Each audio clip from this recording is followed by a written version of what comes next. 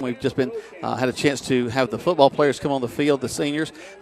Really neat way they do things, Greg. They have, of course, the moms and the dads and those special people, but they also have an influential teacher that joins them and walks on the field because, it really is the collaboration between the parents and the staff of the schools and also the kids all together that makes these great student athletes. And so that's a really neat way that the Tigers are able to celebrate senior night. Well, it is fun. And, I had a couple of parents of the underclassmen as I was going to get my hot chocolate, really hot brown water. And they said, gosh, I really hope that some of these underclassmen get to play tonight. And I said, well, as much as I'd love to see my son out there, this is all about seniors, and definitely the seniors want to go out with a victory to salvage some kind of pride in this season. And they know that they know they've got a good team. And they know, and the hardcore fans that keep up with Troup football, again, not making excuses. I don't make excuses. If I make a mistake, I will tell you. I'm just calling it like it is. And I have seen these guys play all year, and they are probably one of the better. If they lose tonight, they'll be one of the best 3-7 teams in the state. Right. They are a good bunch of ball players. Just several bounces went awry this year. A couple of situations where we looked like we didn't really know what to do with the ball in tense situations. But, taking that away, these guys are heck of an athlete.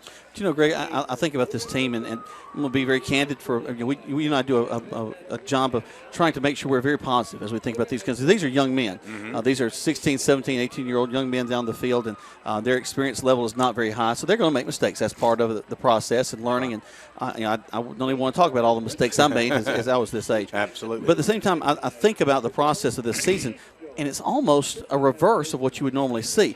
The Tigers started off scoring a lot of points, mixing up the offense a lot. I had a real variation of the way that they went about things, and then we began to get more stoic in the way that we approached our offense as we got to the end of the season. Yes. A lot of times it begins with that tight situation early and expands as the season goes on, as the experience takes place. We seem to almost go in reverse this year. Well, and for instance, last week we had 3 opportunities inside our red zone.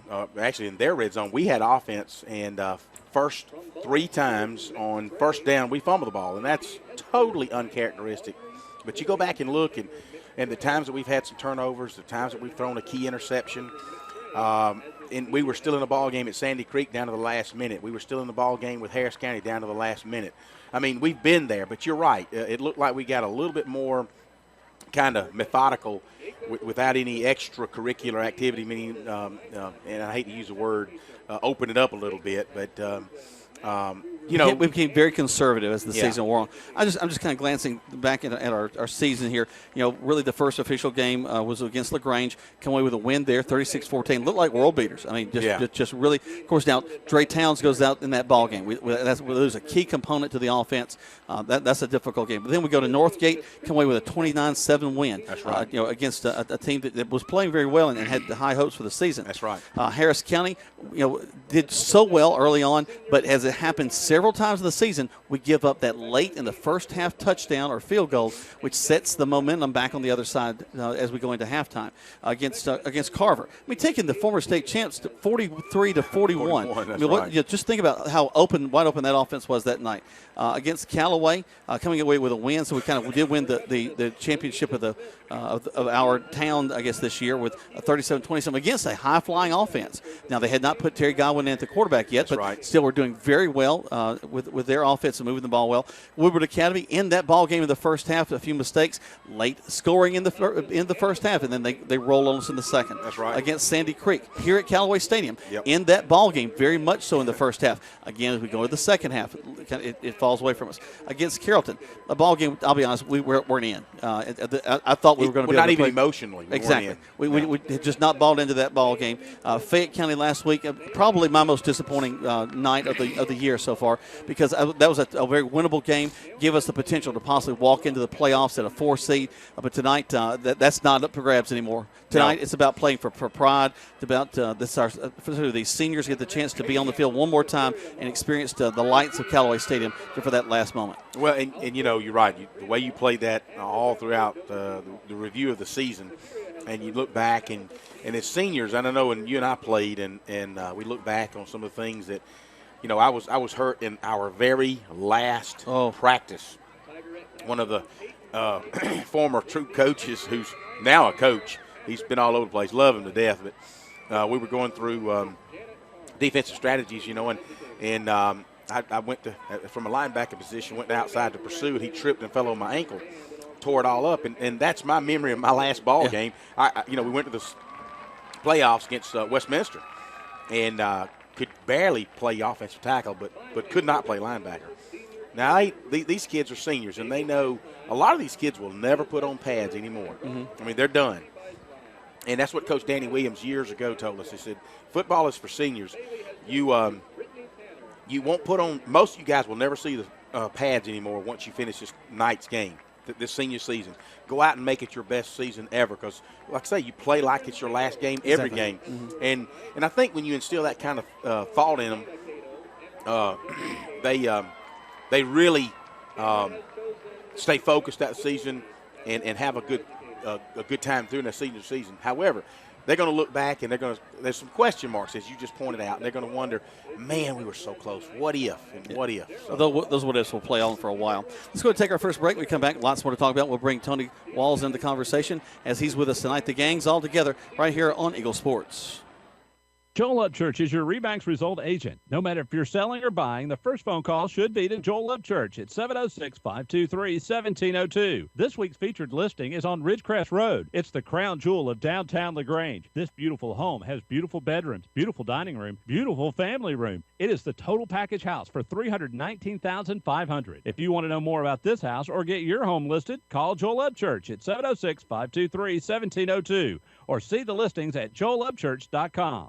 Getting you back into the game is Emory Southern Orthopedics' goal. The full-service orthopedic medical practice features board-certified surgeons, a prompt care center, surgical facility, and physical therapy services. The collaborative medical team at Emory Southern Orthopedics combines with leading-edge orthopedic treatment with proven traditional methods to aid you in achieving an active, pain-free lifestyle. Emory Southern Orthopedics, getting you back into your game. Car won't start? Or does your problem sound a little more like that? Come to Stanford Automotive to get your car in tip-top shape quick with a reliable team of automotive specialists. Stanford Automotive, 706-882-0186. 66 Youngs Mill Road, LaGrange. Stanford Automotive, 706-882-0186. Hi friends, Jess Licht here with Kia of LaGrange. Join us this month participating in No Shave November. We're going to stop shaving and start raising funds for the American Cancer Society by donating $25 for every new car sold. We may not be shaving our beards, but we're shaving prices on all new Kias. Like the 2015 Kia Sorento LX for as low as $22,900, which includes Kia's 10-year, 100,000-mile limited powertrain warranty. Stop by and see us, beards and all, at 1217 Lafayette Parkway. Help support your local economy. We're open 8 to 8, so don't be late. Stock number 6612. Now back to the field for more Troup Tiger football on Eagle Sports, WLAG 96.9 FM, 1240 AM, and online at eagle1023.com. Welcome back to Troup High School Tiger football. Jack Bowman, Greg Hicks live here from Callaway Stadium. It's senior night as the Tigers are getting a chance to celebrate all their leadership they've got in both the football players, the band, the Tigerettes, all the folks that have a hand in this. And, Greg, we talk about it, especially at this game every year, about how many folks are involved in putting together a Friday night in high school football. And there's a lot of folks that do a whole lot of hard work in getting things going. Well, when the janitor's not around, that's the first person you're going to miss. And we're here late. Pardon me, we're here late after every game. We're wrapping up the radio show and getting the equipment. Don't let anybody fool you, Coleman. Jack and Tony and I do all the work. I mean, no, Nakovi, I'm just picking at you. You do a great job. But there's Tiny and there's Keith, and they're walking around and those type things from a stadium standpoint. But when you look at the band and look, the band parents over on the side, I don't know if we come in this back gate and they've got a ton of stuff going on, from concessions to football equipment managers to parents. Those that make the hot chocolate. Yes, absolutely. We appreciate that. I bet y'all didn't know you could get 3 cups of hot chocolate on one little bag of it. Let's bring Tony Walls into the conversation. He's down there and got his shorts on, got his toboggan on, looking good and warm down there. How you doing, Tony? Well, I'm doing good. How are you guys doing this evening? We're doing good. It's great to hear your voice on the air. We tend to listen to you on the way back from our away games a lot of times. We'll pick you up, you and Brandon and or George or Coleman, whoever kind of jumps in there with you. But it's nice to know we got the gang all together tonight, tomorrow night, and into the Callaway playoffs. Yeah, it's good to be back in LaGrange. We missed Callaway Stadium. I've been up 27 the last couple of weeks. Went to Harrison County and Rockmart and Cedartown and all up in there. But yeah, it's good to be back in Callaway Stadium and looking forward to a game tonight. Hopefully the Tigers can go out with a W. I know it's kind of been, I imagine it's been a tough week, when you're not going to be able to go. This is your last game, preparation, those kind of things. This time of year where you play for pride, as Greg said, and the effort will come from within tonight. So it'll be interesting to see. I think you'll see the Tigers play inspired tonight and maybe come out with a W. Well, of course, you like that spoiler role sometimes, and you think about a Whitewater team that come in, the Whitewater Wildcats. They're looking at 3 or 4, or maybe even out, depending on how some other things shake out tonight. And so they'd like the opportunity to maybe give them a chance to be knocked even out of the playoffs, or at least be looking at a 3 or 4 seed. Jack, can you say Whitewater Wildcats fast 3 times? I'm not. What about Whitewater Rafters? I like that, Jack. We need to rename them. Whitewater Tubers.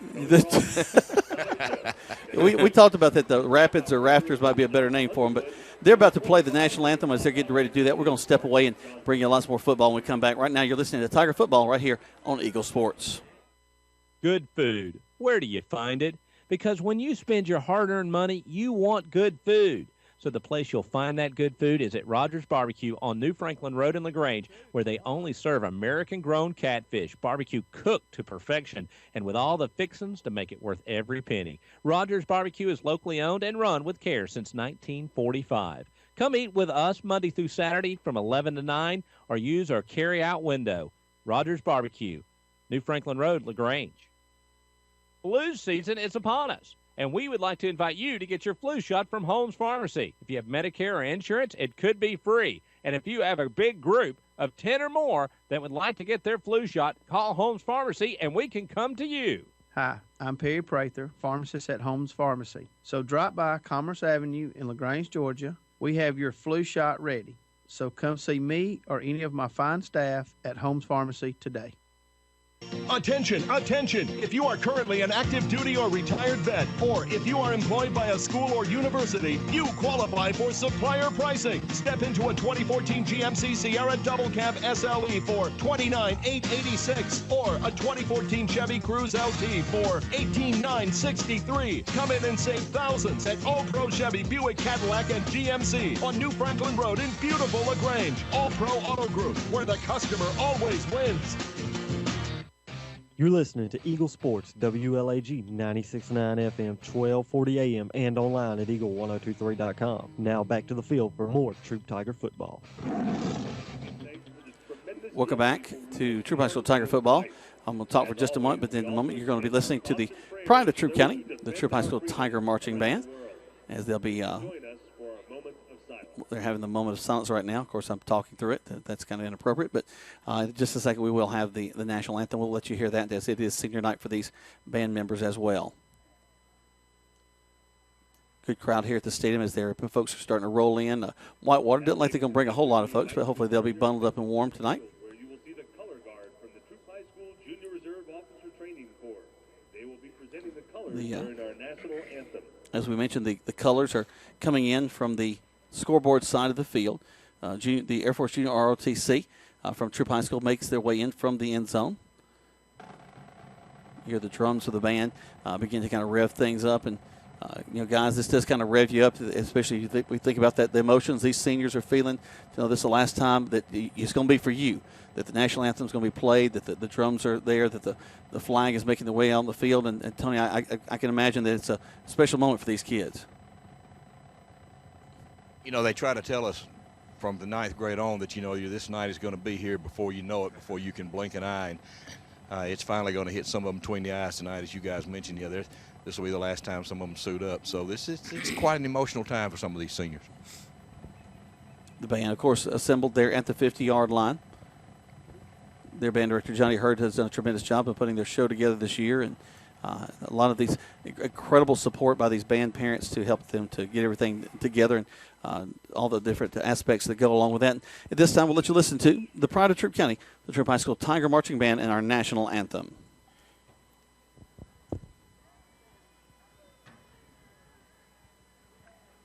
The Troup High School Marching Tigers will be playing our national anthem this evening. The band is under the direction of drum majors Logan Huerta and P.J. Murphy. We invite you to remove your hats as we honor America with the playing of our national anthem.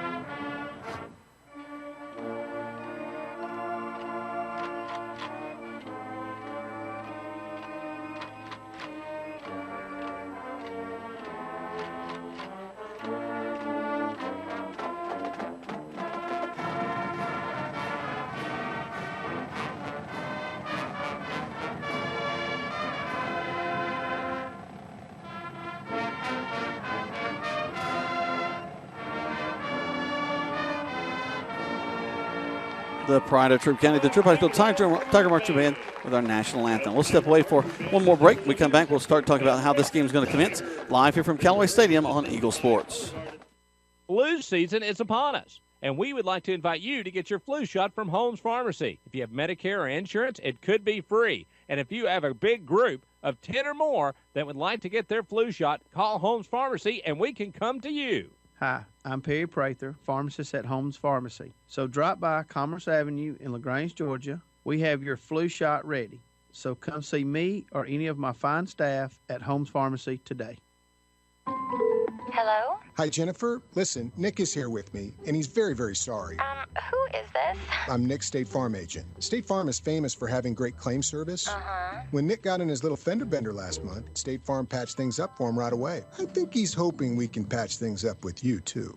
This is crazy. Go with the company with a 97% satisfaction rating on claims. Get to a better state. State Farm. Count on Agent Matt Orr on the square in LaGrange to help you patch things up. The all-new, all-pro Hyundai in LaGrange is offering the all-pro advantage. Friends and family pricing on all-new Hyundais for everyone. Save thousands with 0% financing on 2014 Sonatas and Elantras. Purchase a 2015 Sonata for only $20,899. All veterans receive an additional $500 on top of our already low prices. Visit us at 1405 Lafayette Parkway, LaGrange, or online at allprohyundai.com. The all-new, all-pro Hyundai, where the customer always wins.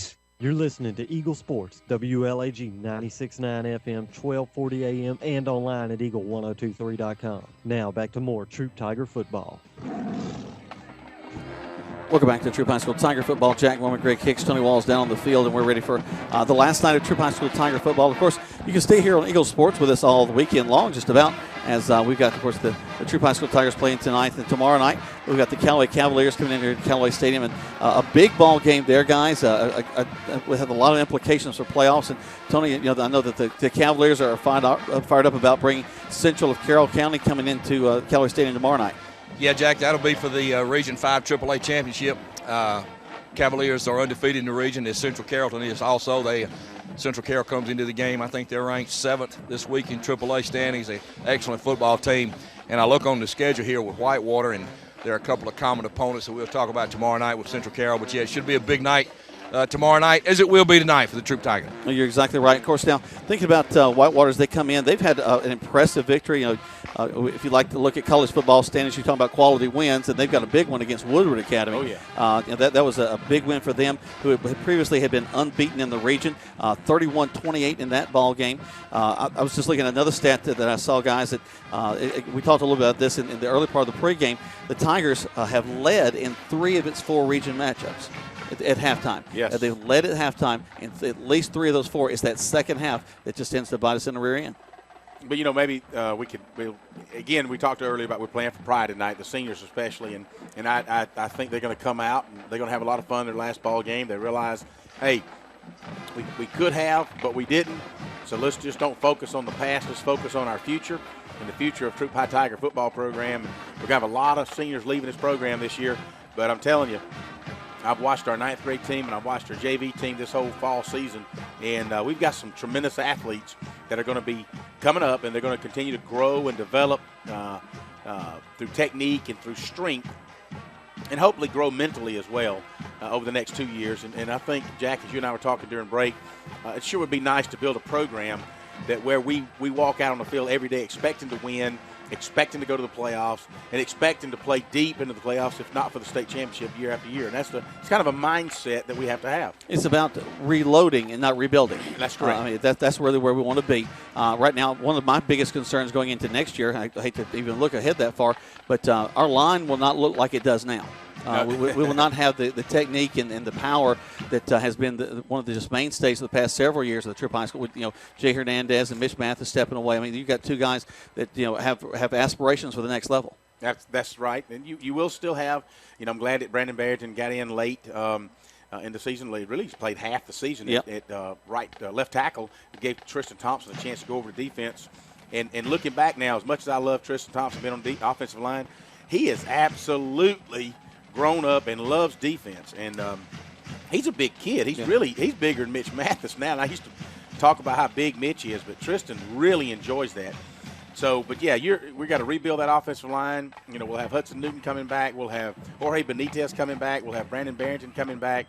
So really, we only got to replace 2, and there's some kids down on the JV and that's doing real well. They'll come up and replace those. But defensively, guys, we've only got 2 juniors on the defensive side of the ball. We've got 9 seniors that we're going to have to replace. And so I see that as a huge challenge as well going in the offseason and through the summer program. Another big place that I tell you we're looking pretty well going into next year is in the backfield. You mentioned the young Crow fella that has great potential coming up from the 9th grade side. Well, just also guys that we've been talking about all year long in Mess Bonner, in Dexter Shealy. These are 2 guys that have been the mainstays of that. Cameron Russell. They're all juniors, and they'll have a great opportunity to come in and do some big things next year. Actually, Russell just a sophomore. That's right. Scott was saying, he said, "Hey, Dad, we got Cameron for 2 more years." Yep. But yeah, we've got basically a good rounded mix of tailbacks and running backs for the Tigers coming up over the next 3 years, and we've got. Bo Russell, a 9th grader, has got huge hands, and he's caught everything thrown at him this year on the 9th grade in the JV from Montez Crow. And Montez I think he recently turned 15. He is a 9th grader. He's 6'3", 175.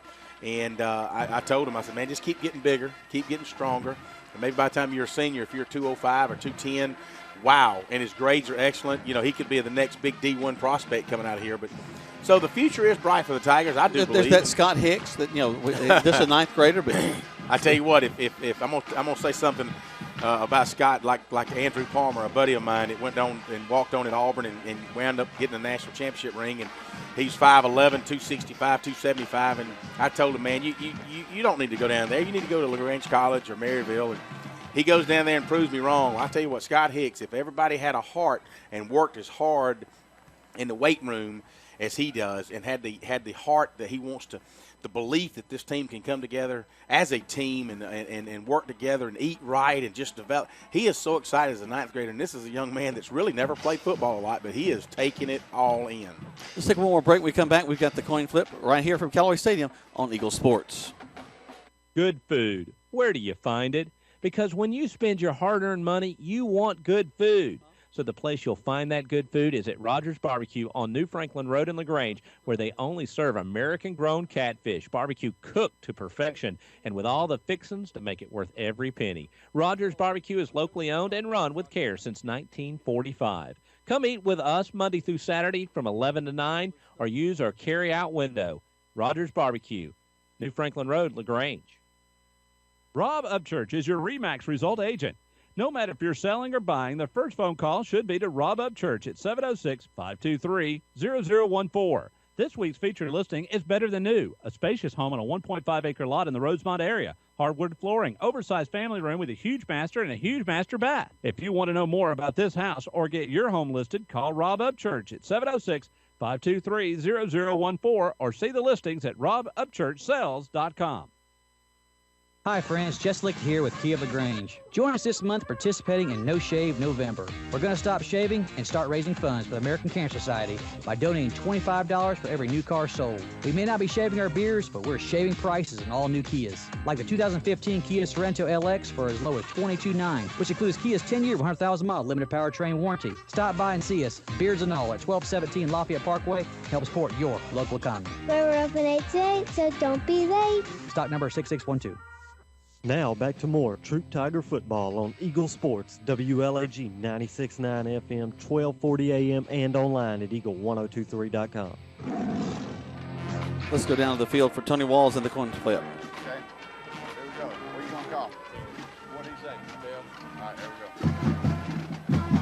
All right, it's tails. You want to call it? You want to kick, receive, or reverse?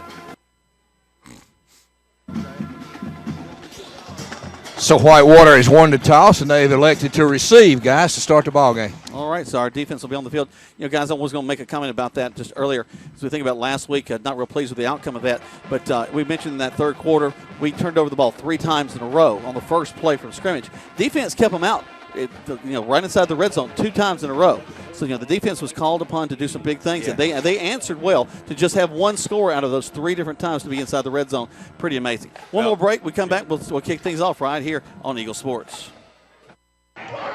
Touchdown! Great teams bring together skill, the right equipment, and ongoing support. It's a winning combination. At West Georgia Health in LaGrange, our highly rated teams sport medical expertise, state-of-the-art technology, and comprehensive support services. That's why our heart clinic is leading the way in cardiovascular care and ranked in the top 10% of all U.S. hospitals for medical excellence. West Georgia Health is also accredited by the Commission on Cancer and brings together the latest in diagnostic and treatment protocols.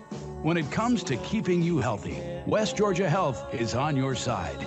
From quality outcomes and advanced procedures to community education, we're in the game for you.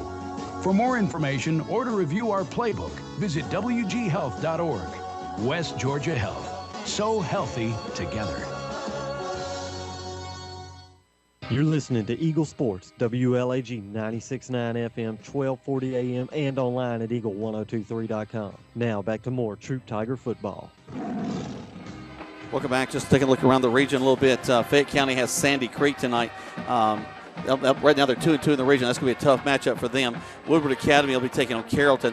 Woodward is kind of rolling right now. Of course, they lost to Sandy Creek. Right now they're well, actually, look at that. Carrollton 2-2 in the region. Fayette County 2-2 in the region. Sandy Creek they're 3-1. And of course, here come the Tigers through the breakthrough. Whitewater right now. They're 2-2 as well. So this is a big ball game for them because that's 3 teams at 2-2. So somebody's going to be on the bottom of all that mess by the time they get through. So Whitewater really needs to win this ball game. They control their own destiny. That's true. That's true. And of course, the Tigers really need to win this ball game too. Well, for our radio listeners, that's exactly what we know that you want. Well, everybody's made their way off the field. The band's heading up into their place in the stands, and we're getting ready to kick things off. And Tony, tell me about conditions down there on the field. Beautiful. No wind. Probably, I don't know, in the 40s. Nice and comfortable, as they said. No, as long as the wind's not blowing, it's not going to have any effect on the game. Is it short pants weather? Yes, sir, my brother. Okay. Yes, sir. I'm sorry. So. Unless you get into the 20s, I think for you it's short pants weather, isn't it? Well, yeah. Well, at least you got that leg hair to cover all that up. That'll keep you warm. There you go. I'm sure our listeners appreciate you mentioning that, Jack. Well, at least you got to have hair somewhere. I was just going to say, I'm going to. Yeah, you got it there. Y'all go ahead and take your best shot now. I got thick skin, so go ahead. Well, that's a good thing. I'm going to leave that alone. I'm going to hush. All right, back deep for Whitewater is number 5. That man's name is Luke Allen. He's a junior. Tigers getting ready to kick off. Have not kicked off deep really all season long. They tend to kick to about the 20, kind of angling it toward this near side. Kind of expect that to happen as Michael Young squares up and kicks the ball. Nice high kick. end over end. Going to bounce. They're going to let it go out of bounds, so they'll bring it up to the 35. That's a smart play by the young man from Whitewater, number 4 is I think his number. Well, he would have picked it up at about the 21-yard line. And one good thing about that short kick, Jack, is it allows, when you figure you're only running 10, 20, 30 yards, and you run a 40-yard dash in about 4.5 to 5 seconds. So if you got good hang time on it, you should keep them within that distance. You said you can. I can't do that. That's for sure. Okay, well, these guys should be able to run it. Even the linemen should be able to run it in 5.5 seconds.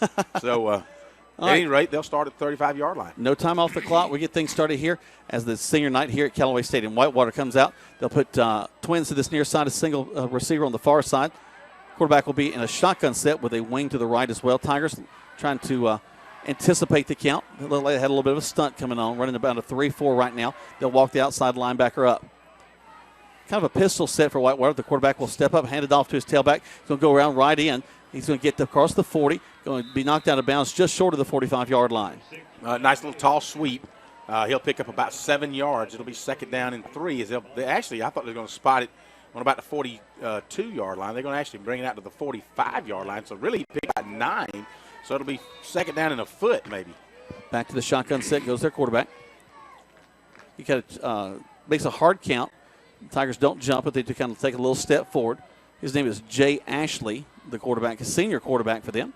Takes the snap, going to hand it off right into the line. Wow, he finds a nice seam in the middle. Gets across the 50-yard line to about the 47. Picks up the first down for Whitewater. Just little off left tackle, caught the Tigers in a pinch stunt as Tristan Thompson cut inside toward the guard, left a big hole open. He picks up 7 yards on the first down inside Tiger territory at the 47-yard line.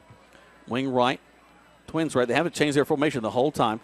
The quarterback has a back behind him. A lot of people call that the pistol set, but he's actually kind of offset to this near side, not directly behind the quarterback.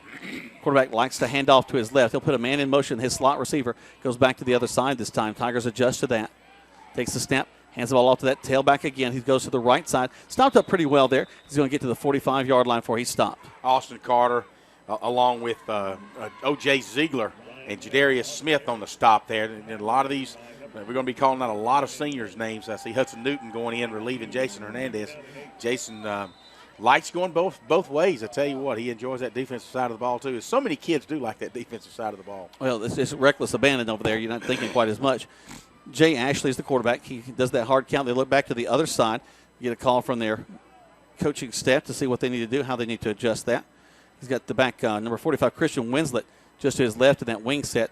He got a slot back coming from the far side. He's tripped up in the backfield, and a nice job of turning it inside by the Tigers. Nice job by Eli Patrick. He took on the pulling guard and really just stood him up, and the tailback cut it inside and had nowhere to go and kind of tripped over his the guard's feet. That was a spectacular trip. Well, he got airborne on that. I mean, well, and that was all up to Eli too. Eli did his job and fought off the block, and so good job. He'll pick up 2. It'll be 2nd down and looks like 8, or is it? Yeah, no, it's 3rd and 7. My bad. The quarterback actually will check his line. He's got a wing to the right, a tight slot. They'll go in motion and they'll throw the ball. And it's in and out of the hands of the intended receiver back at the 40-yard line.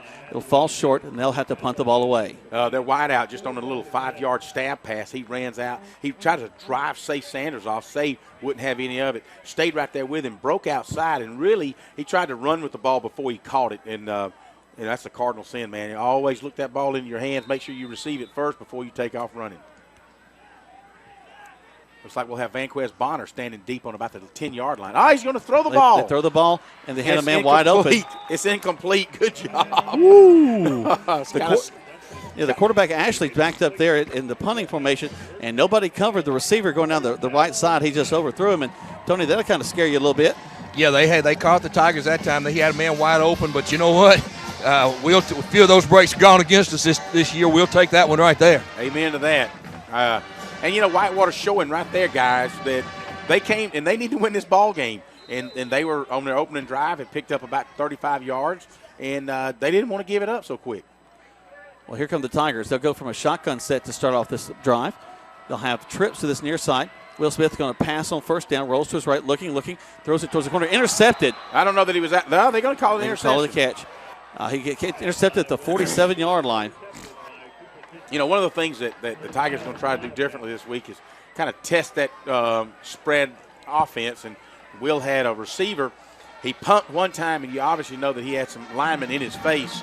And the second time he pumped and threw it, he was looking for the tight end had gone down 15 yards and come out to the sidelines, and a linebacker stepped in front of him and kept 1 foot in bounds. And, of course, Troup coach is right there, right in front of him, so there was no argument there. It was a good interception and good effort for the Tigers on their first play. But we'll back on defense, and Whitewater will have it on the Tigers' 47-yard line. Wing to this near side. They'll roll him over to the right side now. Quarterback takes the shotgun snap. He'll hand the ball off into the line to number 6, Ryan May. May will get across the 45-yard line to the 44. That'll bring up second down. Coming off the bottom of that pile is Austin Carter. I called him Babyface earlier this year. He's playing. He's a junior, and he's playing like he's a senior right now. That must be his last game. He has given it all out, as he and Jadarius Smith has done it all year, and from their middle linebacking positions. Jonathan Foster and Eli Patrick has covered the outside for the Tigers. They put a man in motion coming from the near side. They hand it off to the tailback. And we wrapped it up. Well, actually, we had him in the backfield, let him go to the 40. He's short of the first down, but he picks up an extra 4 yards that he should not have had. Well, good job by Jonathan Foster, who had that initial hit, just really hit him. And I think they hit each other so hard they bounced off each other, Jack. And then Austin Carter came in on the backside and was able to make the tackle. After, like you said, another 4 yards. It'll be third down and call it 4 for Whitewater on the Tigers' 40-yard line. The Wildcats in black pants with the white tops, black helmets. Take the snap. A little draw play with the tailback. He's going to get the first down going around the right side all the way down to the 30-yard line. From that pistol set, the tailback simply just takes a step forward and then hammers to his right, takes it from the quarterback, runs around the right side, and able to pick up about 8 yards in the first down. They'll move the ball up to the 31-yard line.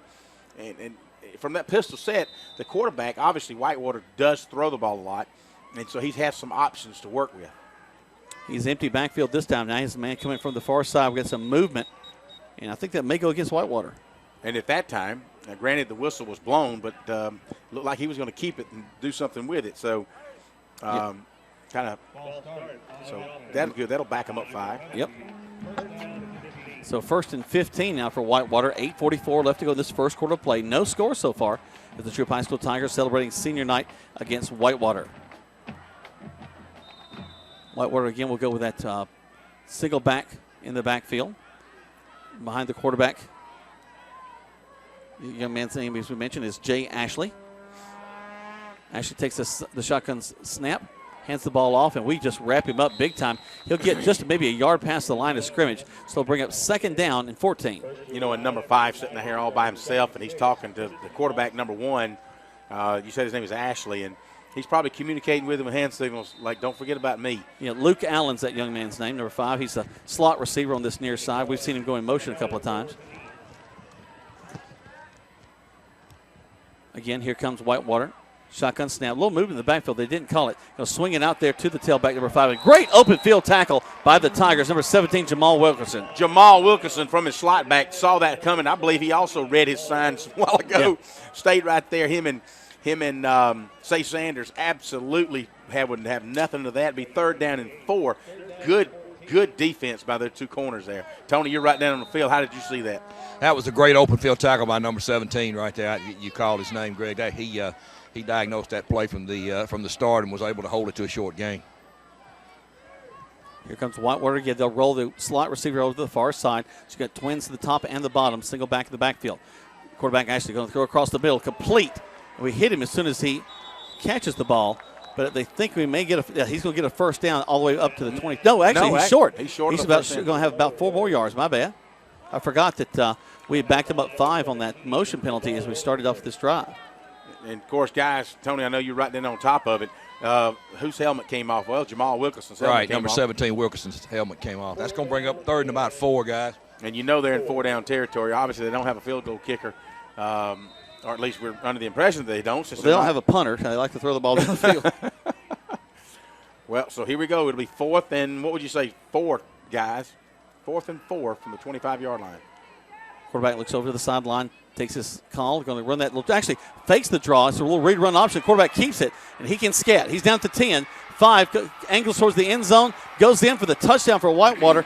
And that we see it all over the place. He fakes it into the tailback, pulls it, and he's gone down the sideline. Well, he's been reading that play the first two series, and it was wide open as all the Tigers' defense and interior line were converging in on the tailback, figuring that since it was 4th and 4, surely they're going to run it up the middle. Well, we got food on that one. We did have some pursuit on the outside, but not quite good enough. That is a scampering, elusive quarterback He's that got Whitewater has. A lot more speed than what I expected him to have. Just then snap, hold, kick is up. And it takes a long time to get up there. It is no good. So with 6:28 left to go, Whitewater strikes first. They don't get their extra point, 6-0, as we mentioned, with 6:28 left to go in this first quarter of play. You're listening to Troup High School Tiger Football on Eagle Sports. Hi friends, Jess Licht here with Kia of LaGrange. Join us this month participating in No Shave November. We're going to stop shaving and start raising funds for the American Cancer Society by donating $25 for every new car sold. We may not be shaving our beards, but we're shaving prices on all new Kias. Like the 2015 Kia Sorento LX for as low as $22,900, which includes Kia's 10-year, 100,000-mile limited powertrain warranty. Stop by and see us, beards and all, at 1217 Lafayette Parkway. Help support your local economy. We're open 8 to 8, so don't be late. Stock number 6612. The action continues now with more Troup Tiger football on Eagle Sports, WLAG 96.9 FM, 1240 AM, and online at eagle1023.com. Welcome back to Troup High School Tiger football. Jack Moore and Greg Hicks live here from Callaway Stadium as the Tigers are set to receive the ball. Whitewater will be kicking from the right to the left if you're looking at your radio dial or your computer or however you're listening. We appreciate you joining us tonight. 6:28 left to go, 6-0 in favor of Whitewater. The Wildcats have come down here from Fayette County. And let's see Fayetteville. There's a kick, high kick going around the right side. Take it back there at the 15.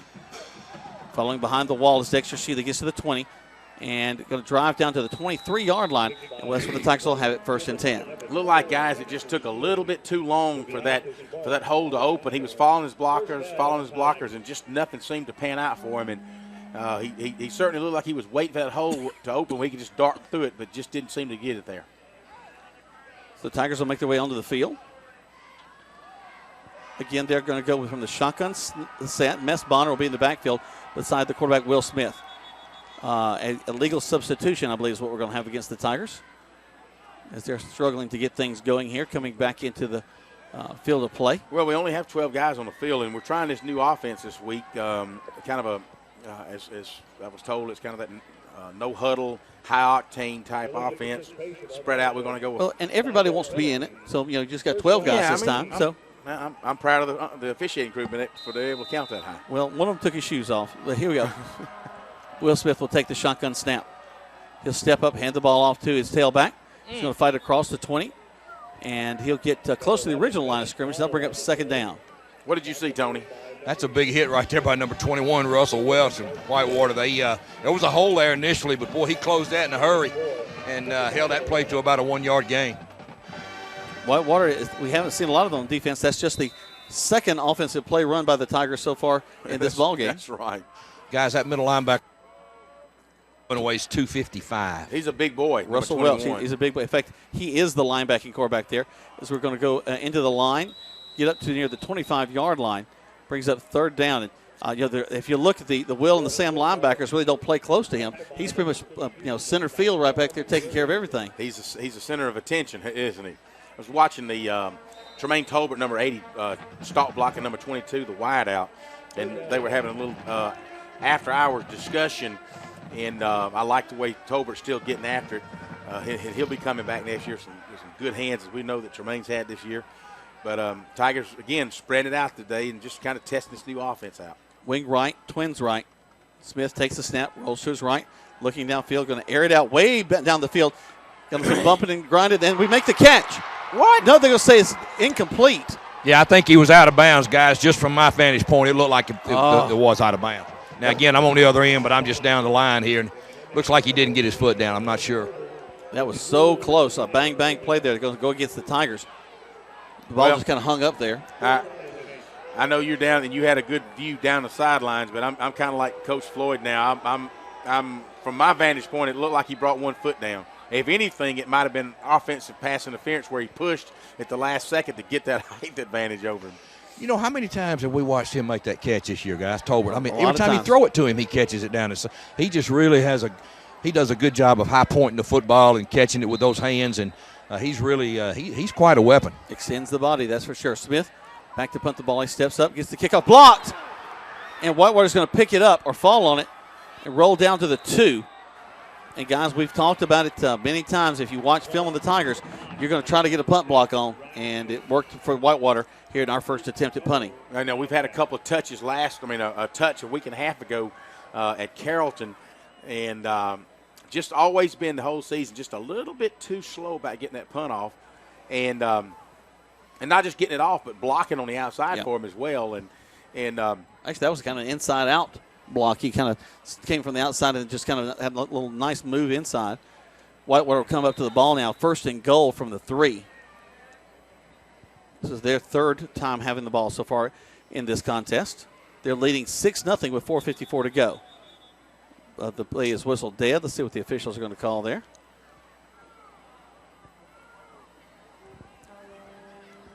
It's a penalty of some sort. Let's see. Illegal movement. Illegal motion. Against Whitewater. So Whitewater having trouble as they start things. So it's going to be 1st and goal from the 7 now. And Tony, did you see who moved? I did not. Yeah, he flinched a little bit. The umpire was he saw it, and he's really the only one that counts. But, yeah, you could see a flinch in the middle of the Whitewater line that time. All right. Here we go. The play is whistled in. Quarterback's going to take it. Going to actually make the handoff to his tailback, who's going to be tackled into the end zone. And they're going to say he's got a touchdown. Little number 4, that little scat back there, makes his way into the end zone. Whitewater will tack 6 more onto the board. It looked like they may be going for 2. Makes sense. This time. No, actually, we're going to back up, and they're going to attempt the PAT, 1-point PAT. Let's see. Liam Voigt is the young man's name, the kicker. I wonder if he's any kin of John. Doubt it. Snap, hold, kick is up. It's a little bit better as far as the way it looked, but it does go through. It hit the crossbar and went through, guys. All right, we'll take that. At least they'll take that. So your score with 4:48 left to go is 13-0. The Tigers are trailing right now. We'll bring it right back to you in just a moment right here on Eagle Sports. Stuck in a state of falling behind, struggling to keep up with your kids' finances and insurance? Then let State Farm.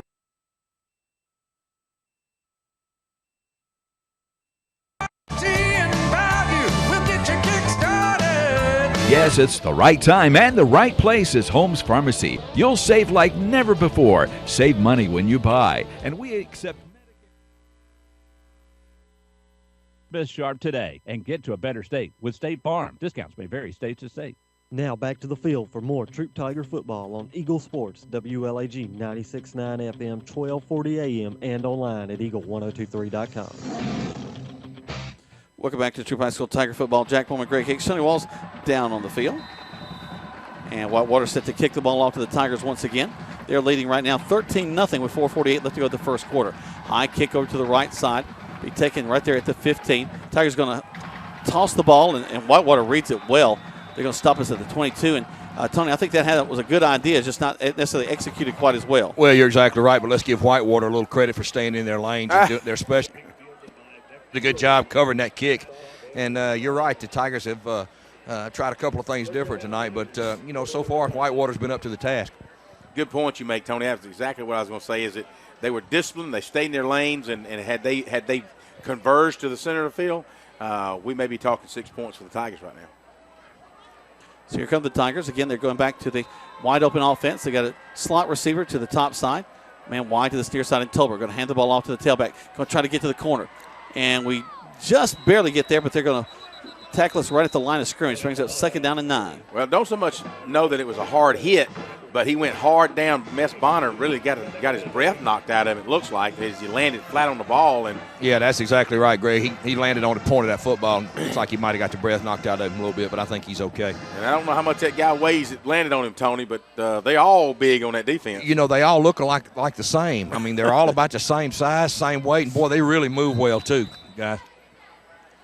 Tigers again going to go to that wide open offense, wing to the left side. Twins up there as well. They got the pistol set going on. Smith going to run the read run option, hand the ball off in the middle of the line.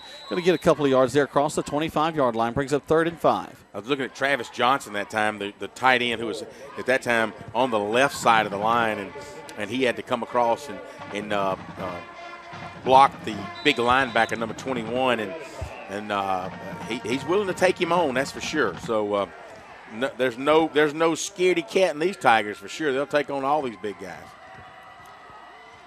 Tigers having some trouble getting set there. I think they have to call a timeout to adjust that. They take a timeout. We take one as well. 60 seconds back to the station right here on Eagle Sports. Good food. Where do you find it? Because when you spend your hard-earned money, you want good food. So the play lunch specials for only $5.95, and that includes your drink and dessert. Tuesday night from 5 to close is all-you-can-eat ribs. Thursdays, Rogers has all-you-can-eat catfish, which along with their stew is famous throughout the region, and they proudly serve only U.S. farm-raised catfish. Dine in or use their convenient drive-thru, Monday through Saturday, 11 a.m. to 9 p.m. at 117 New Franklin Road in LaGrange. Come join the crowd at Rogers Barbecue. With places to go and people to see. At CB&T, we understand. That's why we created the Synovus Connections prepaid card. Use it for purchases, ATM, and get cash back. It's an affordable alternative to checking, simple to load, and can be replaced if lost or stolen. Plus, there's no credit check required. Let CB&T help you manage your busy lifestyle. Visit us for details or to open your Synovus Connections card today. CB&T, a division of Synovus Bank, member FDIC. Fees and restrictions apply, subject to approval. You're listening to Eagle Sports, WLAG 96.9 FM, 1240 AM, and online at eagle1023.com. Now back to the field for more Troup Tiger football. Welcome back to Troup High School Tiger football. Jack Bowman, Greg Hicks, and the Tigers will have to punt the ball away, trying to run a little bit of interesting motion there on that last play from scrimmage, and not able to move the ball up the field enough. 4th and 5, so Will Smith will be in to punt the ball away. You can tell that they're a little rusty with this new offensive scheme that they're trying to run. Here's the snap. Tigers get the ball off, and it's a line drive. Hits down and takes a big old Tiger roll. And it's going to go across the 35 to about the 33-yard line. And we end up clearing out the receiver back there. He stepped away from the ball, so he was no longer trying to catch it. And he got to meet a Troup High Tiger up close and personal. Jonathan Foster was the first one down, and you're right, number 5 kind of stepped away, and Jonathan said, well, if you're going to step away, I'm going to hit you. You are no longer trying to catch this ball. And he did. And just ironically, as Jonathan is going to his defensive position, well, he just happens to be walking alongside the guy that he just waylaid, and you could tell the guy was shaking his head like, man, why'd you do that to me? Because I can. Because they let me. Yeah. It is within the rules. So here comes Whitewater with a 13-0 lead against the Tigers. Put a man in motion from the far side. Hands the ball off to him. They're going to go back the other side on a reverse. We've got a man that stayed at home over there. We're going to slow him down. Actually, a gain of only about 4 on that play. Well read by the Tigers. I watched Austin Carter. He actually came in this side because he was pursuing, so he was on the right side of the defense, got into the backfield, and wound up chasing the guy all the way to the other side of the field. And along him and Jadarius Smith and Manuel Trammell were able to bring him down. You're right, and only after about a 3.5-yard gain. And now they're going to back him up. Had a flag on the play, a holding call. That's something that happens so often, Tony, when you have a play that changes directions. Those guys, 1 minute they're across your face, and now they're behind you, and you get a block in the back or a hold. Well, I think Jonathan Foster actually got tackled on that play. You could see that one from over here, so that was a pretty easy call for the officials. Well, we want to give them as many easy calls as we can. If you've just joined us, 2:25 left in this first quarter of play. Whitewater 13, Troup 0. They're going to throw across the middle of the field, and nice job by Jamal Wilkerson to be right there as he makes the catch. Only a gain of a couple there. So the ball rests at the 35. Actually, he picks up about 7, gets him back inside the original chains. But, that was just a little tight end. It really wasn't even a drag. It was just a seam, just straight down the hash marks, and played well as the Tigers were in a stunt. So it took Jamal Wilkerson from his free safety position in order to tackle him. That really is the linebacker's responsibility. But when you live by the blitz, sometimes you die by the blitz. Oh, you're right. Whitewater tightens up things. They put a man back in motion. He becomes the slot receiver to this near side, wing to this near side. Quarterback's going to air it out into the flats. It's going to be incomplete. Goes out of bounds. Brings up 3rd down. He's got an arm, guys. He throws a rocket out there to the sidelines. And, of course, we saw his arm on the very first series where they were 4th down and he was back to punt. And he actually overthrew his wide receiver And, of course, I'm kind of glad he did that. Yeah. But well, you could see what kind of arm that kid's got. And he say he's a senior, so wonder if he's been looked at. Well, he's 215 pounds, too, guys. He probably doesn't look that big, but, boy, he really does have a good arm, Greg. You're right. Back to pass those across the middle. Almost picked off that time by the Tigers as number 28, Vanquist Bonner, was back there on that one.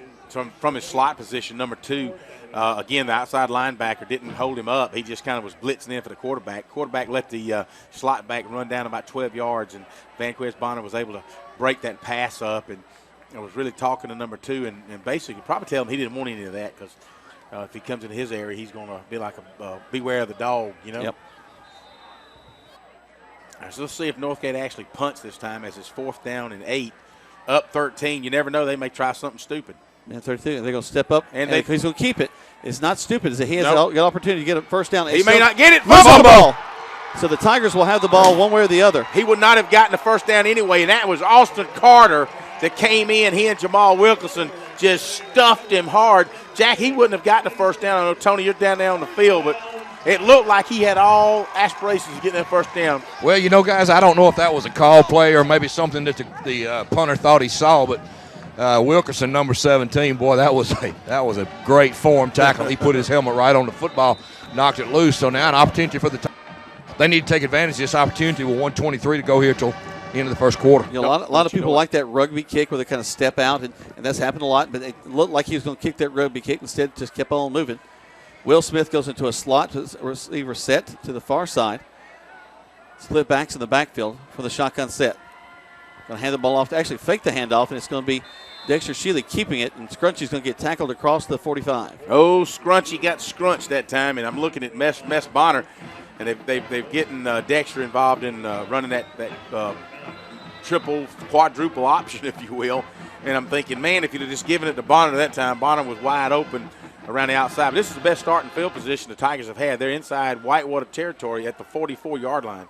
It'll be 2nd down and call it 10.5 as he lost a half a yard. Will Smith will come back in at the quarterback position. He'll have trips to the top side, single back to the backfield. He's going to hand the ball off into the line, and they're all over Mess Bonner. And, you know, really, guys, that wasn't a lot different from the standard offense that the Tigers run. It's just coming from a different place. Yeah, it was really the same play, but you're right, different formation. Yep. And they kind of give them that wide spread formation. Again, Whitewater's, they're really big on that defensive unit, and you've got to really you've run some traps and peck your way through there, Tony. Yeah, excuse me, Greg, didn't mean to interrupt you. They're very quick, too, and they're strong, and right now they're winning the battle on the line of scrimmage on both sides of the ball. Twins left and right. Smith will step out, toss it out to his slot receiver. He'll make his way up the field. Good job weaving his way through the line. Shealy gets across the 35, fights his way down to the 30. It's a first down for the Tigers. Anytime you enter that territory, when you take a stab pass and slant it back across behind the linebackers, and you're in amongst a lot of piranha traffic right there. They're trying to eat at you. And I tell you what, I watched Mitch Mathis just waylay his right tackle, and he just kept scraped off of it and went and blocked the linebacker. And that's what you have to do. You have to look. You get some blindside blocks like that when you come across. But good job by the Tigers. It'll be first down as the end of the first quarter. Your Tigers trailing 13-0. That's the score, 13-0 in favor of Whitewater right here on Eagle Sports. Touchdown! Great teams bring together skill, the right equipment, and ongoing support. It's a winning combination. At West Georgia Health in LaGrange, our highly rated teams sport medical expertise, state-of-the-art technology, and comprehensive support services. That's why our heart clinic is leading the way in cardiovascular care and ranked in the top 10% of all U.S. hospitals for medical excellence. West Georgia Health is also accredited by the Commission on Cancer and brings together the latest in diagnostic and treatment protocols. When it comes to keeping you healthy, West Georgia Health is on your side. From quality outcomes and advanced procedures to community education, we're in the game for you. For more information or to review our playbook, visit wghealth.org. West Georgia Health. So healthy together.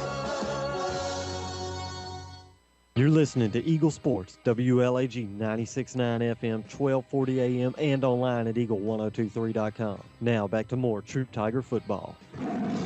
Welcome back to Troup High School Tiger football. 11:46 left to go in the first half of play. As this time it's going to be Mess Bonner going around the left side, picks up some good yardage. About 8 yards, almost 9 yards, brings up second down and 1. As we're running this spread offense, really. But, like you said earlier, we're going back to the same running plays, just out of a different formation, and we were able to pick up on first down 8 yards that time. Smith takes the snap, hands the ball off to Bonner again. Bonner fights his way back and lose a couple of yards, brings up third down. And Will Smith looking to the sidelines, and he's thinking, man, if I'd have just kept the ball, he was wide open because, they know, if they scouted, they know that Will Smith's going to run the ball maybe 10% of the time, and he's going to hand the ball off 90%. Mm-hmm. And, hey, man, this is your last football game. I think I might be a ball hog for a little bit. Well, we've seen him do some pretty neat things with his feet. He can run with it. Sure can. Bonner will be to the left of the quarterback, Smith. Smith fakes the handoff, rolls out, looking downfield, going to air it out. Oh, and a high. There you go. Ball was a little bit high, intended for Dexter Shealy, but he really couldn't jump for it because he had a man in his back. Well, I think when he tried to jump, the corner just nailed him in the back before he could get off the ground. Held him to the ground. Pretty obvious that was going to be a pass interference, and he had him wide open. And the ball was thrown at a height that he should have been able to catch it if he would have been allowed to jump up. So that will actually be from, Tony, the spot of the foul or the line of scrimmage? I think that's probably from the line of scrimmage, guys. Just do their thing down here. But, yeah, that was the defensive back. Yeah, I would say he got there a little bit earlier. He's pleading his case down here. But I don't think even I saw that one. So. He was like a pair of suspenders just kind of holding him down there. Actually, I think high school and college is from the line of scrimmage, and pros is from the spot of the foul, I believe. Shealy and Bonner will be the only backs in the backfield. You snap to them, kind of run this little wildcat here. It's going to be Bonner fighting his way inside the 5. Touchdown, Tigers. Right behind big Mitch Mathis and Jason Hernandez. Mess Bonner takes a handoff from Dexter Shealy and weaves his way out from 12 yards out in for a Tiger touchdown with 10:37 to go in the second quarter. It brings us into a 7-point ball game right now, awaiting the extra point. So we'll roll it over, and they'll attempt a standard kick. Again, it's 13-6 right now, hopefully 13-7 after just a moment. Michael Young set to attempt the point after touchdown. Snap, hold, kick is up. And the kick is good.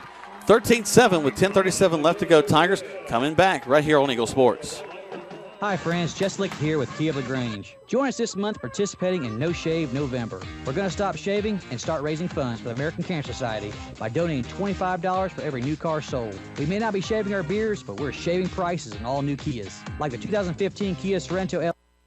Hey, Dad. He sure did. That's why he had State Farm life insurance, like you. So his family never has to worry, right? Mr. Goldman didn't have life insurance. Why not? He's just a goldfish. Now back to more Troup Tiger football on Eagle Sports, WLAG 96.9 FM, 1240 AM, and online at eagle1023.com. Welcome back to Troup High School Tiger football. Jack Bowman, Greg Hicks, Tony Walls down the field, giving us the eye from the perspective of the sideline there. Tony, I tell you what, these guys seem to be hitting pretty hard at the line of scrimmage. Yeah, that was an important drive though for the Tigers. They were right advantage of that turnover, and they're right back in this game now, 13-7. There's the kick, high kick once again, aimed to the 20, taken from there. Tigers have a man down there, and we're going to hit him, but let go of him, and he's going to go out of bounds. We've got a flag from all the way across the field. And what did he see that nobody else saw? Well, I saw a block in the back down that back corner from this vantage point. Maybe he saw it too. He's throwing it over toward the 48-yard line on the Tiger side of the field.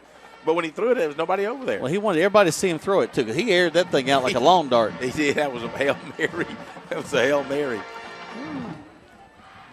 Block in the back against Whitewater.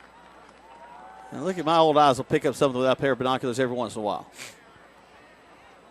So they got the ball up to the 30. That'll back them up to at least the 20, possibly the 15. It'll be the 20.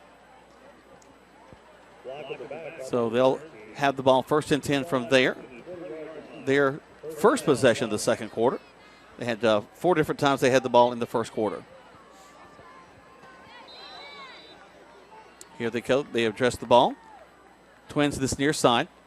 Quarterback going to run that read run option, going to hand the ball off. He's going to bounce it out.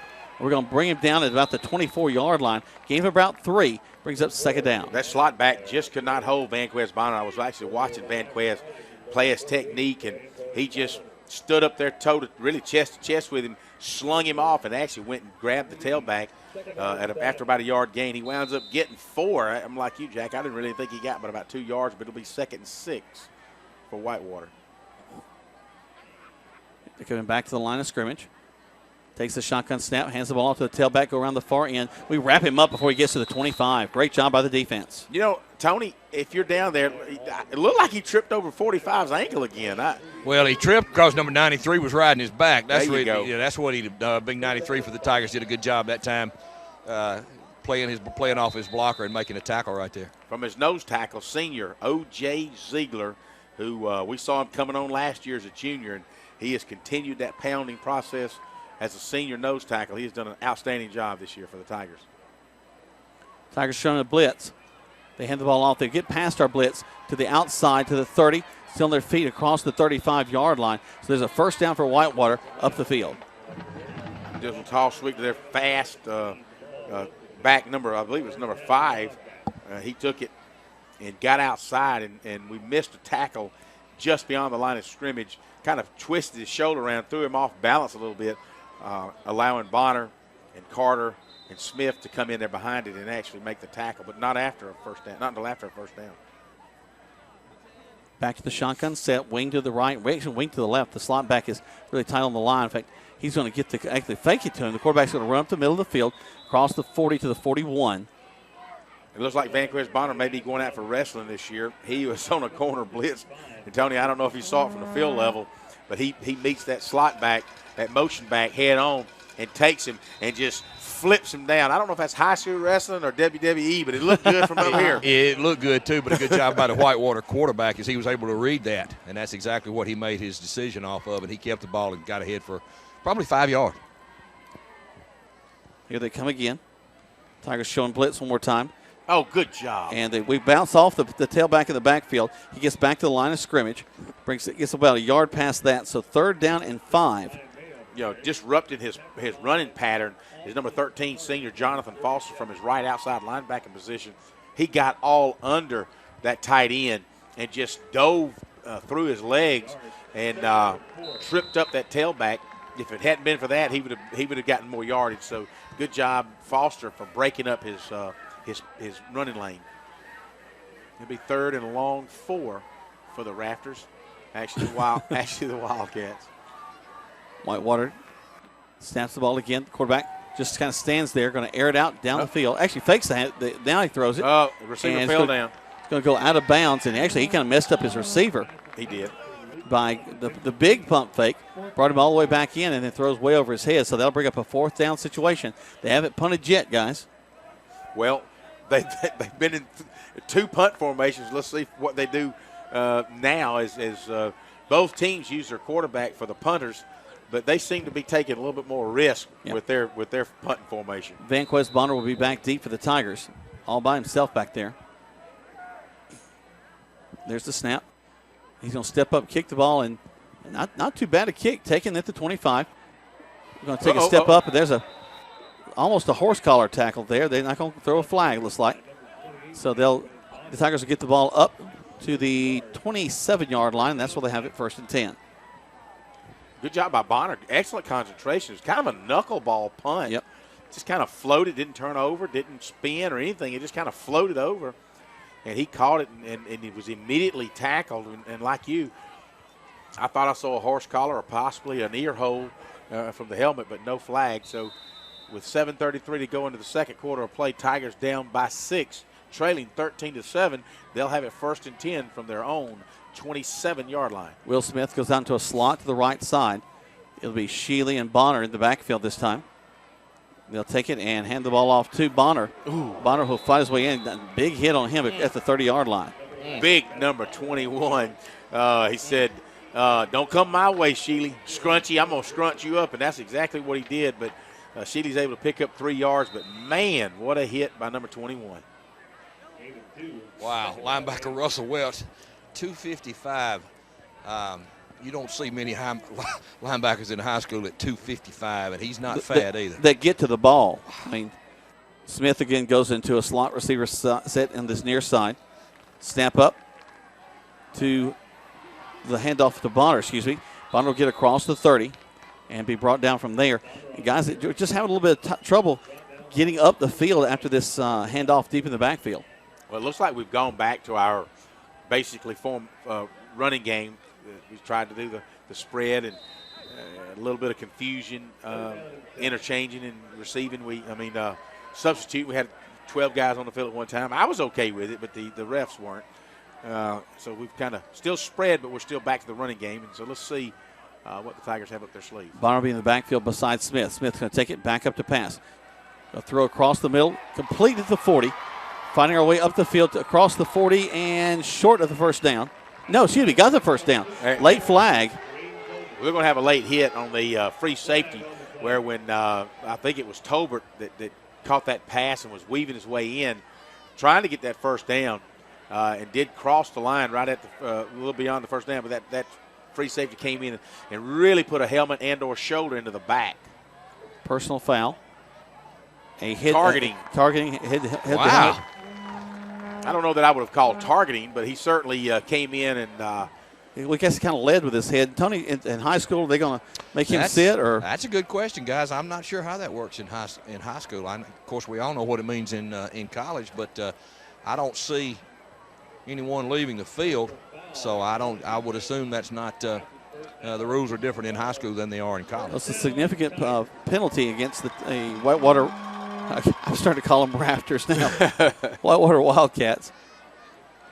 As the Tigers now have the ball across the 50 at the 44-yard line. 6:11 left to go in this first half of play. 13-7, your score, Tigers driving. Will Smith stays in at quarterback. He'll have Dexter Shealy in a slot to this near side. Takes a snap. Read run option. He's going to be the option. He keeps it and is just dragged down and thrown down from behind.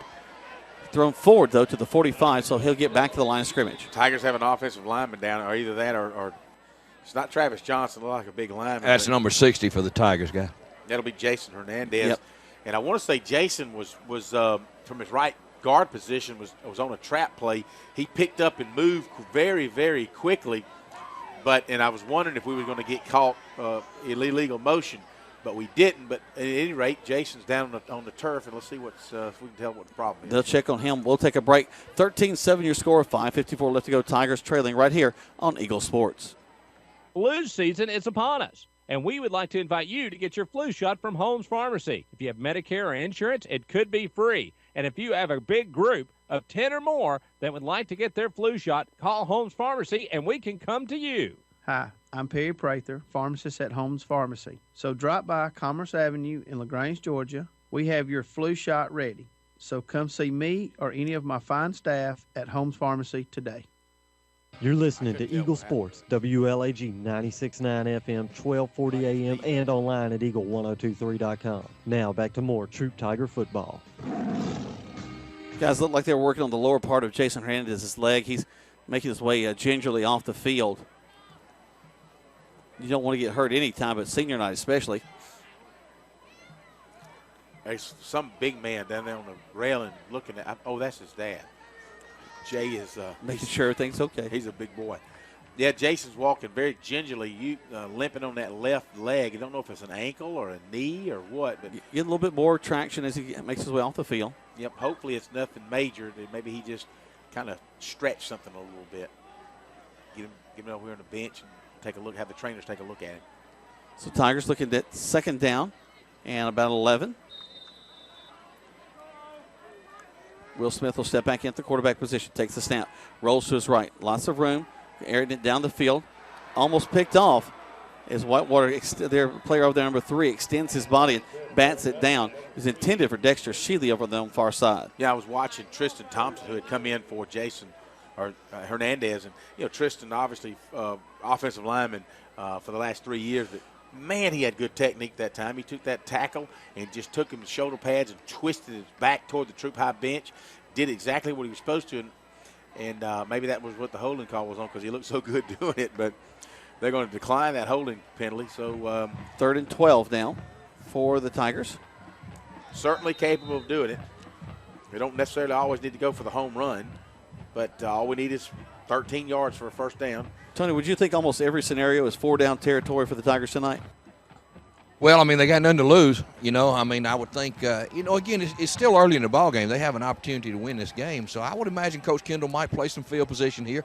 We'll see what he decides to do. Smith rolls to his right, had a man in his face, and we throw down the field. It's going to be knocked down. They wanted a call back in the backfield as one of our guys gave a side push to the defensive band that was sprinting inside, but it was just he got his head across the front, just enough.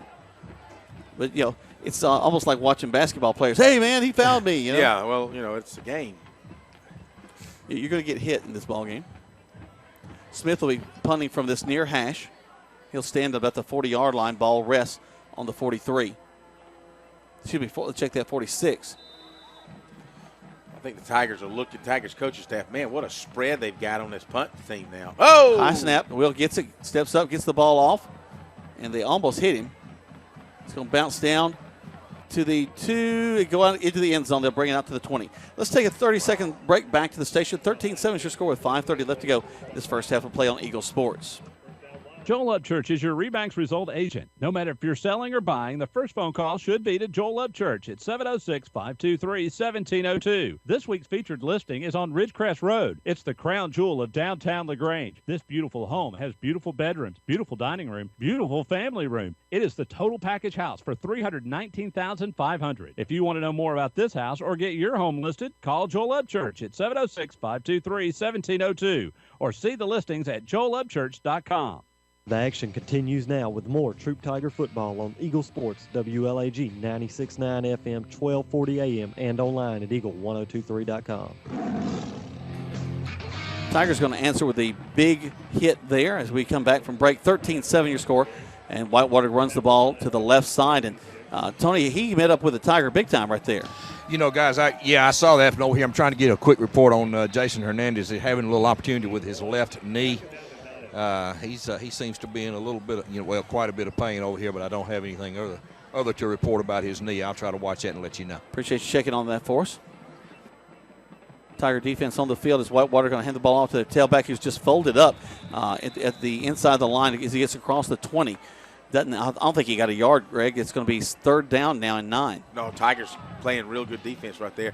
On that earlier hit, Jamal Wilkerson, number 17, from his free safety position. I'm telling you, ever since like the third game of the year, he has stepped in to replace Hunter Mowers, and we like Hunter Mowers' hustle. But I'm telling you, Jamal Wilkerson, we wish we had played for 4 years. What a tremendous athlete he is. They're going to back up the pass, throw a dart there at the 20, intended for the receiver number 12. That'll bring up 4th and 9. Highly doubtful that they would try to do anything crazy on this one, but we'll see. Be 4th down and 9 as the ball rests on the 22-yard line, 21.5-yard line. Tony, in case you're wondering, 47 is the temperature here at the stadium right now. That's I don't even need my toboggan with that kind of weather. I fix to say. Yeah, but if you take it off, I'm going to need my sunglasses. Now, see, I wasn't even going to go there. There you go. Y'all missed me, didn't you? Yeah, we did. Yeah. There's the snap. He steps up and punts the ball away. Nice punt. High one. Taken at the 45 by the Tigers. They'll try to get back to the left. They're going to say that he was down. Say that he lost the ball maybe and picked it back up. I said his knee was down, guys, on the catch. I'm not sure. Just from my vantage point, I couldn't really tell. But official blew it down. It said his knee was down back there. Well, regardless, the Tigers do maintain possession, and that's a big deal right there. Held Whitewater and go get the ball in pretty good field position at the 45. And the last time we had this kind of field position, we wound up 6 plays later in a touchdown. So with 4:13 left, just enough time for us to score. And don't forget, guys, we opened the second half receiving we the get the ball. That's true. Excellent point, Mr. Hicks. So what an opportunity we have with 4 minutes and 13 seconds left until halftime to take this ball 54 yards. I'll get my math right. Sorry, Mr. Dunnigan. But we'll see if we can score. There's the snap. Tigers going to roll to this near side. Cut back inside. It's going to be Dexter Shealy who is running in at that Wildcat quarterback position. Run option all the way. Well, really run all the way. There was no option to it as Shealy needs to work on getting that ball to his outside hand. They don't need to leave it on the inside, but he turns it up and he dives forward. What we thought was a yard gain, they're going to give him no gain. So it'll be 2nd and 10 from the 46-yard line of the Tigers. Will Smith comes back in at the quarterback position. He'll have trips to this near side with a wing, a slot, and a wide receiver. Takes the snap, backs up to pass, looking to that side, has to come back the other way. Good field vision. Ends up running the ball, gets to the line of scrimmage and across it, picks up a yard, maybe 2, 3rd down and 8. You know, that was kind of a, I want to say, it wasn't a sack, but good coverage by Whitewater in that Will was trying to find anybody that was open and just couldn't find anybody open and had to tuck it in and run it. Gets a yard to be 3rd and 9. But I was really impressed, though, the way he kind of saw that coming. Yes. Saw the guy coming from his backside, headed back the other way, avoided the deep sack, and came away with some pretty good field position still.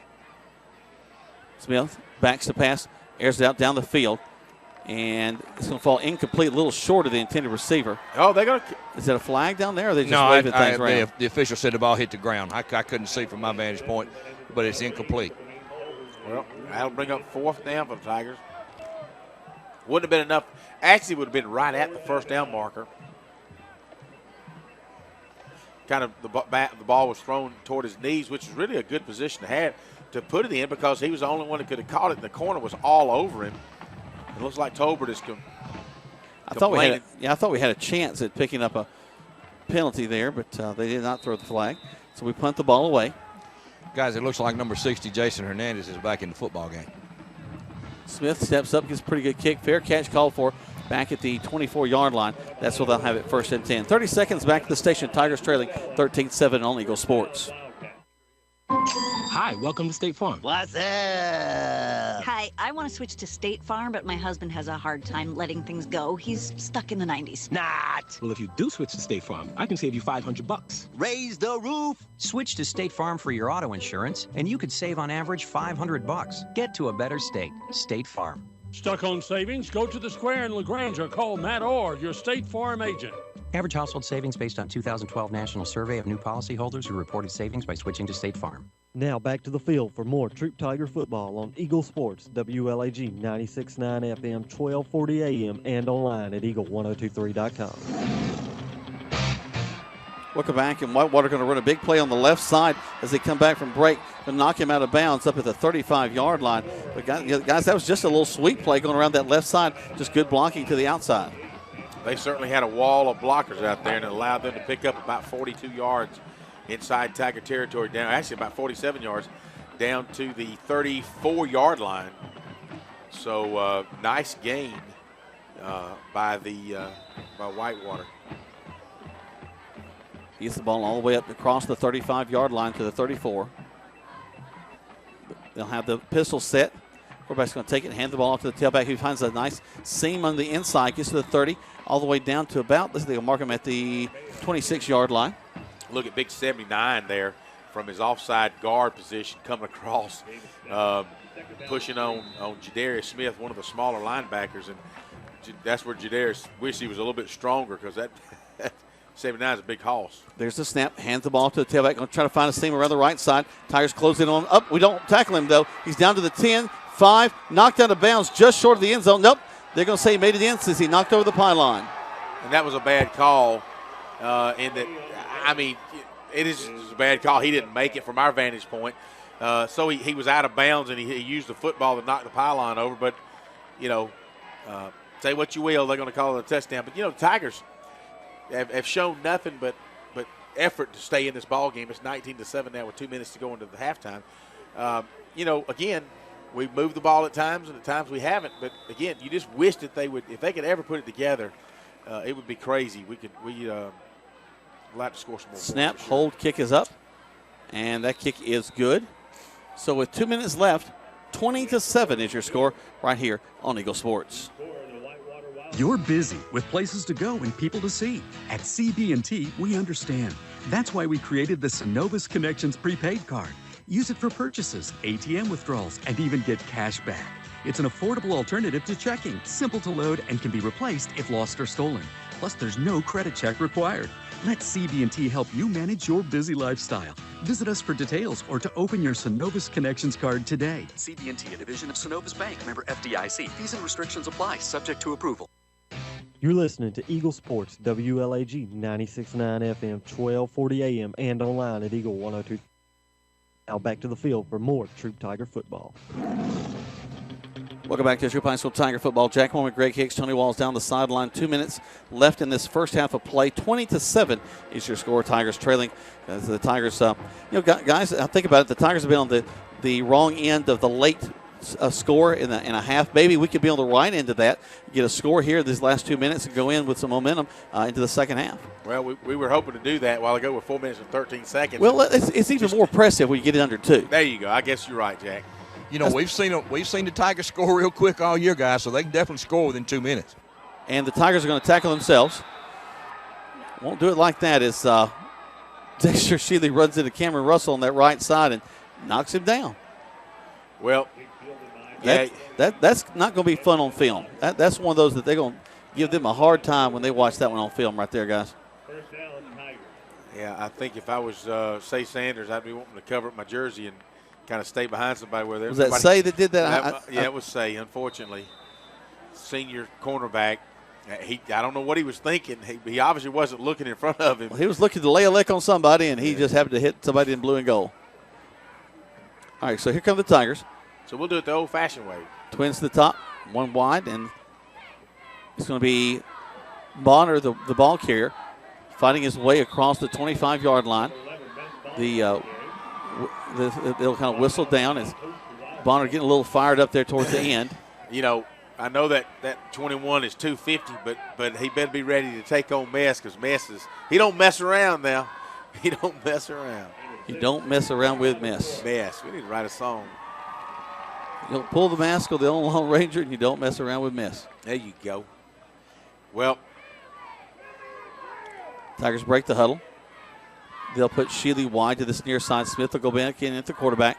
Mess Bonner will be to his right. Wing right. Twins to this near side. Smith backs up the pass straight back. Got a man in his face. Going to swing it out. Intended for his release valve. And Mess Bonner just falls incomplete. So that brings up 3rd down and 5. Well, good vision by Will Smith. He's able to check off his main receiver. He had Travis Johnson on a seam route down the hash marks. And he saw that he wasn't open. He checked back down to Mess and had him open just on his fingertips. Now, Mess might be able to pick up a few yards because the corner was out there waiting on him.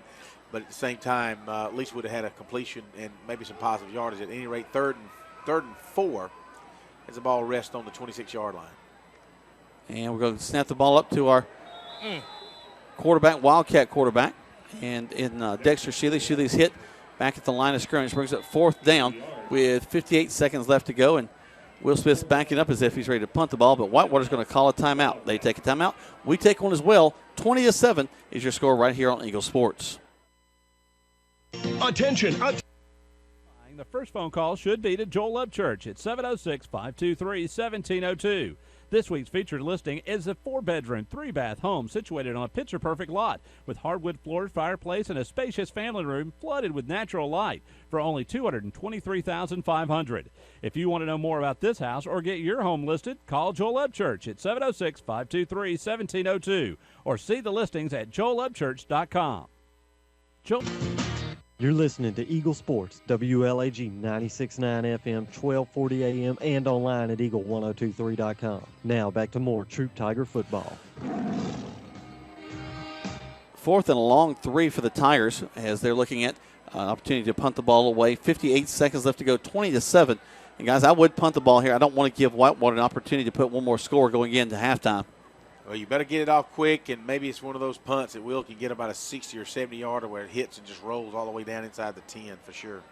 That would be a major punt. Tigers with very wide splits to kind of spread out the Whitewater defense. Whitewater putting everybody on the line of scrimmage but 2 guys. So they're coming. Picking a gap and coming. Stepping up. Smith gets the kickoff. Bounces, takes a Tiger roll. All the way down to inside the 40 to the 35-yard line. A Whitewater player kind of feigned at it, kind of jumped at it. Made the Tigers jump at it as well. That's a dangerous play right there. Tell you what, Tony, you're down there in the middle, but I saw their 2 middle guys, Whitewater, were just coming in there and just like a bulldozer to those middle 3 guys. That was quite a collision. Number 56 for Whitewater and Mitch Mathis. Boy, that was worth the price of the ticket right there. That was a collision right there. So the Tiger defense will be called on once more to hold Whitewater out here late in the first half of play. Going to run a trip to this near side.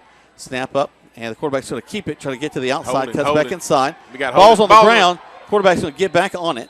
We have holding there. They was everything they could do but tackling Mess Bonner. And Mess is all up in the quarterback's face saying, hey, better be lucky you got on it. If your guy hadn't been holding me, I'd have nailed you anyway. So that's going to back that ball up some more.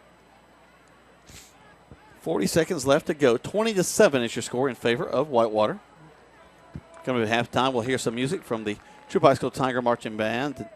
Me and Greg and Tony will talk about some things going around in football, both high school and maybe even touch back on the college ranking a little bit. See what you guys think about some of that.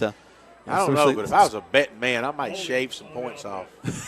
Yeah, that's right. Well, it's no shave November. No shave November. So you well, can't do that. Yeah, I was looking at Johnny Hurd. He said, "Hey, look, we're slightly behind. They have 5 tubers to 3 tubers." Remind me to tell you about this after this next play that I had someone ask me about the tuba scale. Uh-oh. They're going to swing a play out to the far side. We're going to do a good job of stacking them up. Now he's going to come back to the inside, and nobody's tackling him. Across the 40 to the 45, down near the 50-yard line. And it'll be ball's not loose. 24 seconds left to go. Whitewater will have a first down. The opportunity to see our Troup County Superintendent Cole Pugh at a meeting recently, and he said, Jack, I need to ask you a question. I said, yes, sir. He said, can you tell me what the Greg Hicks band rating scale is? And I said, well, yes, sir. And I explained to him, how we count the tubas. Now that he goes, well, I've been to a lot of football games in Texas and in Georgia, but I'd never heard of the band rating scale. It's good to know. So you never know who's listening to Troup High School Tiger football. We have fun with it. They're going to go around the left side, and another block in the back as the Tigers stop him with 11 seconds left to go. They'll back up Whitewater one more time. But it was neat to get to explain to the superintendent what the Greg Hicks band. He said he left the stadium, was listening at halftime, and said, I just couldn't understand what this was. And I thought, well, let me explain it to you. Well, yeah, it comes down from the Georgia Department of Education. It's part of the Common Core. Yeah, some things that not everybody knows about. You'd actually have to be involved with the Think Academy to really understand all that. You have to think a lot about it, you bet. And I know that there's a lot of people involved with the Think Academy. They're just going to let that timeout called. Okay? Timeout with 11 seconds left. Let's just keep it here as the guys are coming off the side of the field. 20-7 is your score. The Tigers will be trailing going into halftime, but we do get the ball coming back. Well, one of the things we'd love nothing more than we would have loved to score before halftime. It would have been, we could have been easily again 14-13 right now. As it stands, though, maybe they'll do something crazy and turn the ball over. We'll take it and intercept it and run it all the way back and run the clock out and go into halftime with at least 20-14 or something. I'm thinking good though, right? Well, you do lots of thinking. Yes, and that comes with the Think Academy is the new College and Career Academy. That'll be coming to Troup County beginning in August of 2015. We're excited about that. Well, really a lot of the beginnings are taking place right now. Yes. The dual enrollment there, West Georgia Tech. Long snap count. They're going back up to pass. Air out across the middle. Falls incomplete. They'll stop the clock with 8.7 seconds left to go. And that was a situation where that slot back just did not look back, and he's lucky that the quarterback didn't drill him in the back between the numbers because he was wide open in that 5-yard zone and just didn't turn around and look. So they'll run one more play here. Waiting back there in the backfield, take the snap, looking, stepping up the pocket, going to run the ball. He'll get across the 45 down to about the 44-yard line, and clock will tick down, and that'll be the end of the first half of play. Tigers trailing 20-7. The Tigers are heading on to the inside there and get a chance to talk to coaches and make some halftime adjustments. Let's see if Tony has a chance to catch up with Coach Kendall if he's in the mood to talk right now. So I think if you missed opportunities, guys, in that first half, I think it would be a reasonable way of approaching that. Their band, wow, they could bring just a whole lot of stuff, including a long tractor to bring all their stuff across the field. Wow. Hey, guys, yes, I got sir. Coach Kendall down here. Go right ahead, Tony. Hey, Coach, interesting first half. Kids are playing hard, and you're right there in it. Our guys, they played hard all year, and we're right in it. And ball needs to bounce maybe here or there, a little bit more our favor. But, we're starting to create some opportunities and, gave up that last touchdown. That was kind of disappointing. But, we, get some things done here at halftime, get back out here. It's a ball game, and our guys, senior night, they need to leave everything on the field and don't have any regrets. Good luck in the second half, Coach. Okay, thanks. Thanks, Tony, out there with Coach Kendall. Right now, the Whitewater Band making their way on the field. We'll hear from them a little bit, plus the Tiger Marching Band. Maybe get a word with Johnny Hurd. Johnny Band. As we're getting ready for halftime. But right now, let's take a break. The Tigers trailing 20-7 right here on Eagle Sports. Flu season is upon us, and we would like to invite you to get your flu shot from Holmes Pharmacy. If you have Medicare or insurance, it could be free. And if you have a big group of 10 or more that would like to get their flu shot, call Holmes Pharmacy, and we can come to you. Hi, I'm Perry Prather, pharmacist at Holmes Pharmacy. So drop by Commerce Avenue in LaGrange, Georgia. We have your flu shot ready. So come see me or any of my fine staff at Holmes Pharmacy today.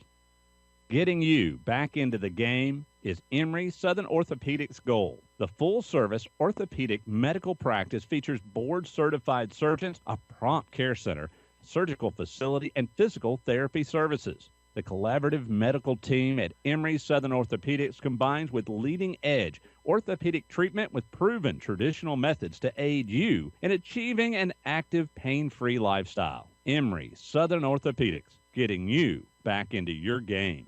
Hi friends, Jess Licht here with Kia LaGrange. Join us this month participating in No Shave November. We're going to stop shaving and start raising funds for the American Cancer Society by donating $25 for every new car sold. We may not be shaving our beards, but we're shaving prices on all new Kias. Like the 2015 Kia Sorento LX for as low as $22,900, which includes Kia's 10-year, 100,000-mile limited powertrain warranty. Stop by and see us, beards and all, at 1217 Lafayette Parkway. Help support your local economy. We're open 8 to 8, so don't be late. Stock number 6612. Now back to more Troup Tiger football on Eagle Sports, WLAG 96.9 FM, 1240 AM, and online at eagle1023.com. Well, I wish you guys could get on eagle1023.com and take a look at this. This is an interesting halftime ensemble by the Whitewater Band, and a lot of the flag corps dressed in lime green and black. And trick or treat. Trick or treat.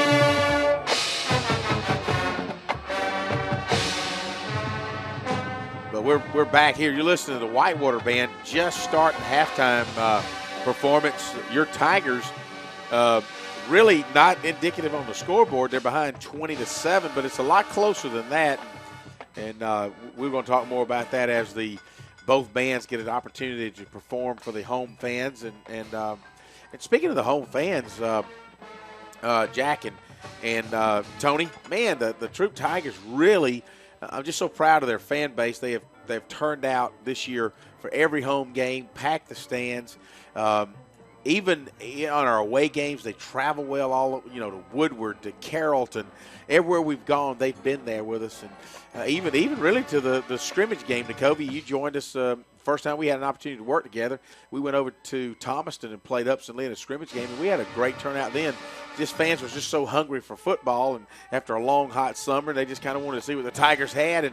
And here it is senior night, and I look down through the stadium, and the student body is just as aggressive and filling part of the stands like they have all year long, and all the parents and the fans are in the stands. Just a really, really good turnout. And so I just want to say on behalf of all of the at least the broadcast family of Eagle1023.com family, we appreciate you guys turning out, and I know the players do, as my son's one of them. And if you've ever played football, if the stands are full, and the players enjoy the stands being full like that, and they actually play a lot better when you guys are up in the stands watching them. I tell you what, we're going to come back and we're going to talk more about football. We're going to recap kind of the first half and talk about what the Tigers did and what they might be able to do coming in the second half as the Tigers will be receiving the ball. We'll be right back with 15 minutes to go into halftime. You're listening to Eagle Sports, Tiger football on Eagle Sports. Stuck in a state of falling behind, struggling to keep up with your kids' finances and insurance? Then let State Farm agent Mabel Smith Sharp in LaGrange help you simplify. and get to a better state, because with Mabel Smith Sharp handling your auto, home, and life insurance, you'll have more time for everything else. More money, too, because adding State Farm policies could mean earning discounts worth up to 40%. That's money. Mabel Smith Sharp can help you put toward a college savings plan. Call State Farm agent Mabel Smith Sharp today and get to a better state with State Farm. Discounts may vary state to state. Hey, man, my car just broke down. I need to call a towing company. Well, then you should probably call a towing company. I know. That's what I'm trying to tell you. I need to call a towing company. Right, a towing company. You should call a towing company. Ah, man, come on. I'm trying to tell you, which company should I call? Oh, call a towing company. Oh, call a towing company. A towing company. 706-882-8399. A towing company. 706-882-8399. You're listening to Eagle Sports, WLAG 96.9 FM, 1240 AM, and online at eagle1023.com. Now back to more Troup Tiger football. On a cold, crisp night here at LaGrange, Georgia, Troup County, Georgia, here at Callaway Stadium, the Whitewater Wildcat Band is performing, and as Jack had said earlier, as they were making their way onto the field, they brought a ton of instruments with them and keyboards and ensembles, and they've got it's a 5-tuba band tonight. I've got Nicovie even helping me rate the scales as she's pointing to the 5 tubas, and Troup has 3, and we're right now we're about 5-5 record for Johnny Band's 3-tuba band. Sometimes we win, sometimes we don't with our tuba count, but I got a sneaky feeling he's going to probably increase that count next year, Nicovia. And we have a lot of fun with that. And I tell you what, looking forward to hearing the Troup band play. I know Johnny Hurt's done a tremendous job the last several years with these guys, and they have a lot of fun with it. And Whitewater band they're doing a tremendous job tonight, as you can hear them in the background as I'm kind of talking over their playing. But really, part of that whole Friday night gathering, as Jack and I were talking in pregame, is all the things that go into make up a Friday night. The band, the parents, the booster clubs, the teachers who come in and work the gate early, the administration from the principal down to the assistant principals, down to the teachers who get involved. And it's just a lot going on. And when you see what the Whitewater band's doing, it's like you appreciate even the band performance. So you love to see the football game, but kind of a nice break to see these band performing. Nicovia, one of the things that you and I have discussed, their color guard is and they've got I guess wooden rifles. They've not dropped a thing. I mean, they are like you throw the baton up in the air, nobody's dropped anything. Sabers. So I hope they don't poke themselves. Well, I think they're finishing up their part of halftime, and what a tremendous job that they did. And the Tiger fans, as they always do, are so welcoming and appreciative of the band, the visiting band, for playing. But, hey, we're going to take a break, come back, and you're going to listen to some of your Troup High Tiger band as you're watching and listening to Troup High Tiger football on Eagle Sports. We'll be right back. Rob Upchurch is your RE/MAX result agent. No matter if you're selling or buying, the first phone call should be to Rob Upchurch at 706-523-00. This week's featured listing is Better Than New, a spacious home on a 1.5-acre lot in the Rosemont area. Hardwood flooring, oversized family room with a huge master and a huge master bath. If you want to know more about this house or get your home listed, call Rob Upchurch at 706-523-0014 or see the listings at robupchurchsells.com. The all-new, all-pro Hyundai in LaGrange is offering the All-Pro Advantage. Friends and family pricing on all-new Hyundais for everyone. Save thousands. With 0% financing on 2014 Sonatas and Elantras. Purchase a 2015 Sonata for only $20,899. All veterans receive an additional $500 on top of our already low prices. Visit us at 1405 Lafayette Parkway, LaGrange, or online at allprohyundai.com. The all-new, all-pro Hyundai, where the customer always wins. Good food. Where do you find it? Because when you spend your hard-earned money, you want good food. So the place you'll find that good food is at Rogers Barbecue on New Franklin Road in LaGrange, where they only serve American-grown catfish, barbecue cooked to perfection, and with all the fixings to make it worth every penny. Rogers Barbecue is locally owned and run with care since 1945. Come eat with us Monday through Saturday from 11 to 9 or use our carry-out window. Rogers Barbecue, New Franklin Road, LaGrange. The action continues now with more Troop Tiger football on Eagle Sports, WLAG 96.9 FM, 1240 AM, and online at eagle1023.com. That's okay. And Nikovia says, we're back, Tony. And you know, Tony, if you're listening, I guess she's looking down on my head thinking, he's getting bald. That might be Tony. I don't know, man. Well, she, as long as she's not freezing to death up there, I know she's got it hot up there in that booth because I know you can't hardly breathe up there, can you, Russ? I know it, brother. I know you. I see you got some hot chocolate, or is it hot water with a little brown in it? A little hot water with a little brown in it. But hey, it's warm. It tastes good. I tell you what, we enjoyed watching the Whitewater band, but I tell you, Nikovia is going to turn up the crowd, Mike, and listen to these Troop High Tigers. And Johnny Band, he's done a great job with these Troop High Tigers, as we're excited about what they've accomplished all year. And so are the fans. You can hear them getting up. So as I eat my M&Ms, y'all take about 3 minutes, listen to this, and then we'll give Jack time enough to catch his breath, and we'll go from there.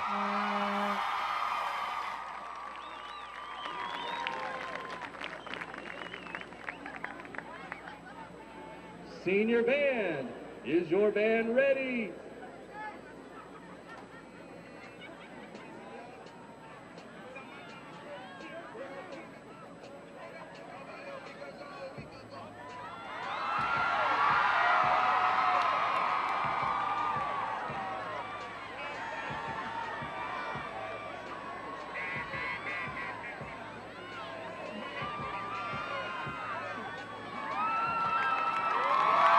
You may take the field.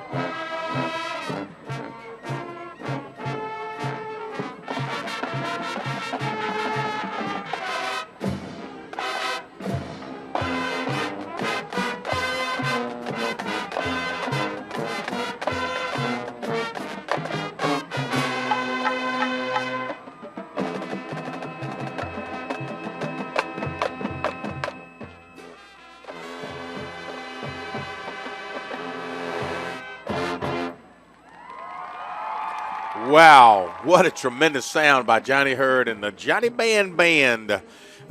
He's singing. He's up here singing in the booth. He didn't realize they're just playing in the background.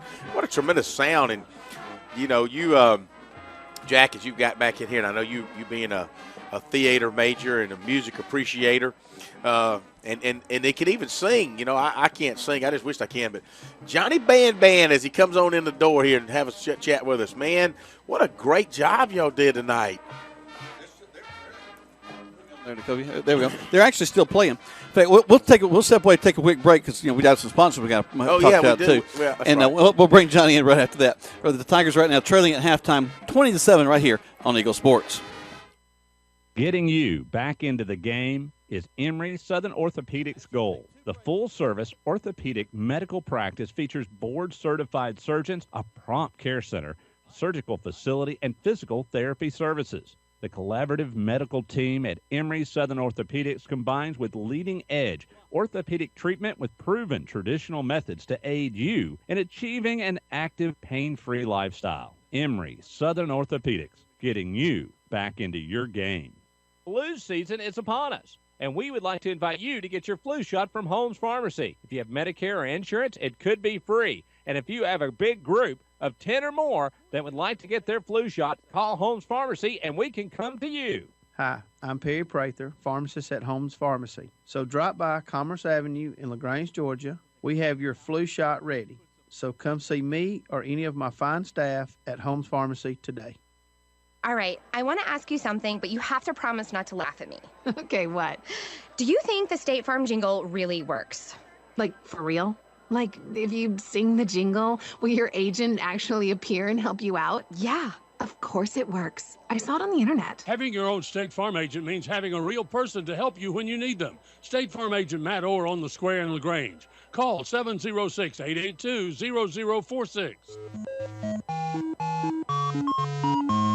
Now back to the field for more Troup Tiger football on Eagle Sports, WLAG 96.9 FM, 1240 AM, and online at eagle1023.com. Welcome back to Troup High School Tiger football. Jack Mormon, Greg Hicks, Tony Walls, and now joined by Johnny Hurd, the director of the Troup High School Tiger Marching Band, or Johnny Band as we've declared him. Another great job by the Tigers as they're working on their halftime show right now. And based on the movie The Incredibles, and a lot of nice little moments here. I think that's Duncan McClung down there getting a chance to play a solo. Good friends with his mom and dad, Philip and Angela McClung, over at Rosemont Baptist Church. And Miss McClung works with us over at Hollisand. But it's a great job they've had with this, really kind of building this show all the way along this year. We really have tonight. Sadly, is the last time they'll be performing this show this year. But to see where they've come from, it's just really heartwarming to see the progress that they've made. I've seen some that did not know up from down that are out there remembering all their spots now. And it's a really good thing to see.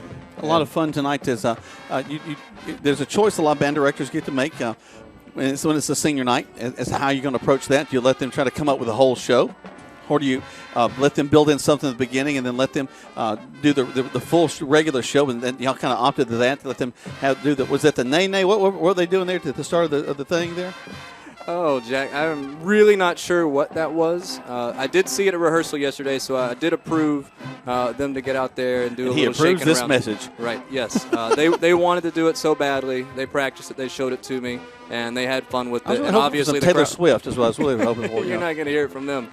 But they had a lot of fun with it. I'm really proud of this senior class. I've got just under 20 really fine men and women, and I call them that now because they're really they're about to enter the world of being men and women. They are, and the band will miss them greatly, but we do have a lot of young players that are going to be stepping into those shoes, and they know they've got really large roles to fill.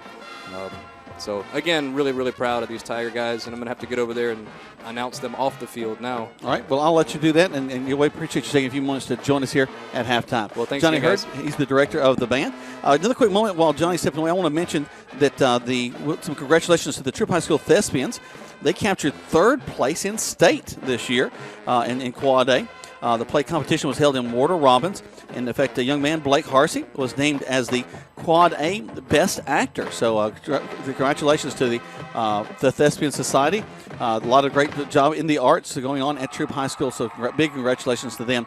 Miss Carol Kane, the director of that group of folks. And really, really neat for them to have that opportunity. In fact, the first time, I think, in 15 years that they made it all the way to state. You hear the band coming off the field. We've got football right behind that. We'll be coming back in just a moment. Right now, you're listening to Troup High School Tiger football right here on Eagle Sports. Touchdown! Great teams bring together skill, the right equipment, and ongoing support. It's a winning combination. At West Georgia Health in LaGrange, our highly rated teams sport medical expertise, state-of-the-art technology, and comprehensive support services. That's why our heart clinic is leading the way in cardiovascular care and ranked in the top 10% of all U.S. hospitals for medical excellence. West Georgia Health is also accredited by the Commission on Cancer and brings together the latest in diagnostic and treatment protocols. When it comes to keeping you healthy, West Georgia Health is on your side. From quality outcomes and advanced procedures to community education, we're in the game for you. For more information or to review our playbook, visit wghealth.org. West Georgia Health. So healthy together. You're listening to Eagle Sports, WLAG 96.9 FM, 1240 AM, and online at eagle1023.com. Now back to the field for more Troup Tiger football. Welcome back to Troup High School Tiger football. Jack Mormon, Greg Hicks, Tony Walls. And going down the field. Tony, you got your ears on down there? Can't find you. So look along the sideline, see if I can see you out there anywhere. Guess you're still getting a cup of coffee there? Well, there he is. I'm in the end zone, brother. I'm down here with the Tigers loosening up. I was down here talking to my friends from Whitewater, and he was explaining to me that this camera down here is an end zone camera. Wow. That they use for high angle shots. But right now the cable's broke, so it's not doing them any good. But thought I'd come down and learn what that was, you know. Well, that's how we get better at anything, just asking questions and learning. We talked to Coach Kendall coming in at halftime. It seemed to be up a little bit. Really trying to encourage these guys through their final game of the season, final game of a lot of these seniors' careers. And, as I think about what we got to do in the second half, I think one of the things we got to do is just come out and just be explosive at the line of scrimmage. We got to bust some big holes open to get that 4 or 5 yards down the field that we did earlier in the season.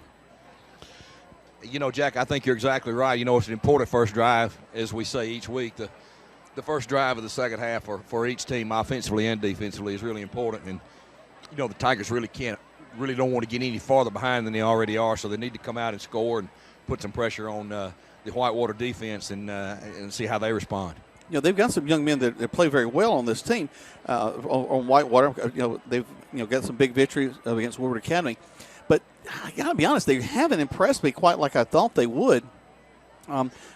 Their defense, they got some big kids back there. Middle linebacker we mentioned earlier. But the Tigers have been able to really kind of go toe-to-toe with them. Just a few bounces of the ball, as they say, one way or the other, kind of put us behind the 8 ball.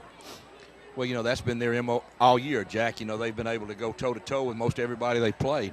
They've been in every ball game, at least through halftime, through third quarter, and just hadn't seemed to have been able to find a way to make a pump. So maybe tonight's the night would be a good way to end it on senior night. I'm looking down at Dexter Shealy. He's on the sideline warming up, and he and Will Smith are both kind of throwing the ball.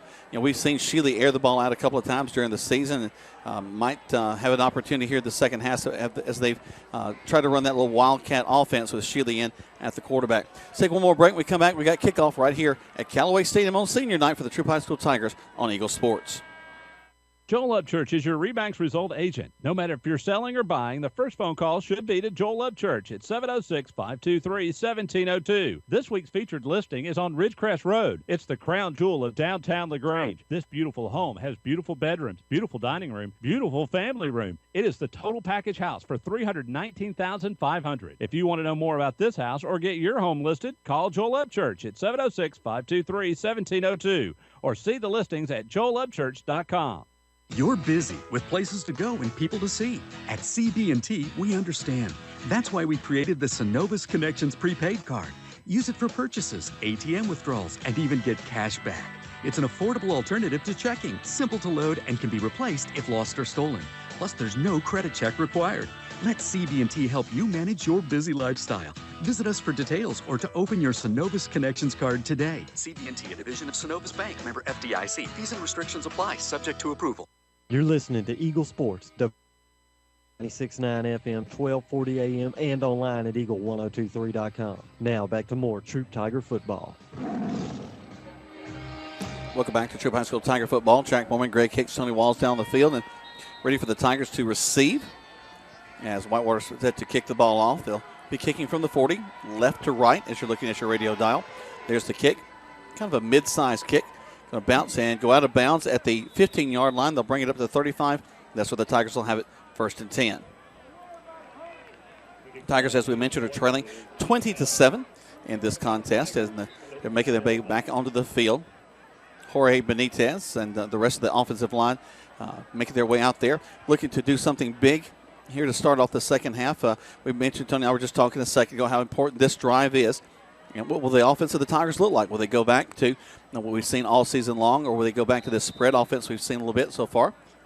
So right now, Will Smith will go under center. We're going to go back to the days of old. Split backs in the backfield, wing to the right side. Smith down the line, makes the handoff. We're going to pick up a couple of yards up the field. Ball may have come loose late in that play. Up to the 36-yard line. Gain of 2, 2nd and 8. You know, Tony, I kind of liked seeing that offense come back on the field. It looks like I got a call down there. The flag down. Yeah, it looks like it's going against Troup High, Jack. Maybe a holding call inside. Personal foul. Blocking below the waist. Chop block, it looks like. You know, Jack, I kind of agree with you. You know, there was some confusion a little bit with the Tiger offense in the first half, and that was probably just because it was new. Don't know really how many reps they got during practice and everything, but, you know, they've showed the ability to move the football, and maybe they go back now to the second half to what they've done best and what they've done all year, and hopefully it'll work out for them. So 1st and 20 now for the Tigers instead of 1st and 10. Ball rests now just on the outside of the 25-yard line at the 24. They can't afford to have those penalties, Jack. Not at all. Not at all. Back to the spread. Smith will go back to the shotgun set. Takes a snap.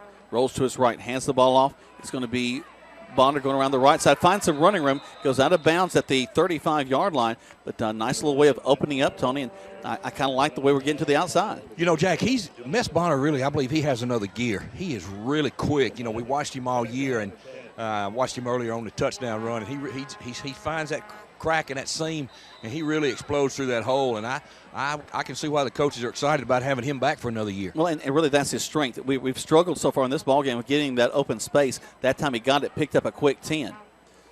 Trips to this near side. Smith will take the snap. Hand the ball off to Sheely again. He's going to get to the outside, cuts, makes another cut, and it's going to be tackled back at the 30. He'll lose a couple of yards, but just couldn't seem to get anything going. Just seemed to go wave after wave of white shirt in his face. That's one thing that you'll see Whitewater do a lot of, Jack. You guys can see it good from your vantage point up there. They really flow to the football. They got a lot of, you know, Jack, they call them football players. Yeah. Not, you know, they're football players. They don't, you know, they don't stand out. They got a couple of guys that's good size, but, boy, they run to that football, and they know what to do when they get there. Yeah, you know, really, as I look, they've got some pretty thick guys down the line of scrimmage, but those corners and outside linebackers really attack the ball. Now, of course, if you got some misdirection in your bag there, you might want to look to go back the other way if they're going to pursue that hard. Smith will back up to pass, roll to his right, takes a shotgun snap, airs it way down the field. Got a man open back there. He goes up, makes the catch. He makes the catch down across the 33. You know, Tony, you said earlier in the ballgame, how many times have we seen Tolbert go up and make that catch, and he does it again? He does it every time they throw it to him, it seems like, Jack. He just finds a way to catch the football even when he's covered. Again, he goes up, catches it at his highest point, gets the Tigers a big first down as they move down inside the 35-yard line. Almost looked like a punt the way the ball was up high in the air. So Smith airs it out to Tolbert and picks up a huge first down inside the 35-yard line, down about the 33. Smith again from the pistol set will take the shotgun snap. He'll read run and hand the ball off to, it's going to be Bonder going into the left and then back outside to the right, picks up about 4 yards, 2nd and 6. Kind of like the way they were moving the ball in a variety of methods here. Well, it's a big drive for the Tigers, Jack, as you mentioned. They need to score here on this first drive, put a little pressure back on Whitewater. Still in the shotgun set. This time it's going to be Bonder walking up beside the quarterback, Smith. Smith takes it, fakes the handoff. He's going to go up the middle of the field. Nobody saw this coming. He gets I think he's got first down yardage, Tony. Yeah, from where they spotted, it's going to be down near the 22. Yeah, it's going to be close. Let's see what they say. They're rolling them down. Give him first down.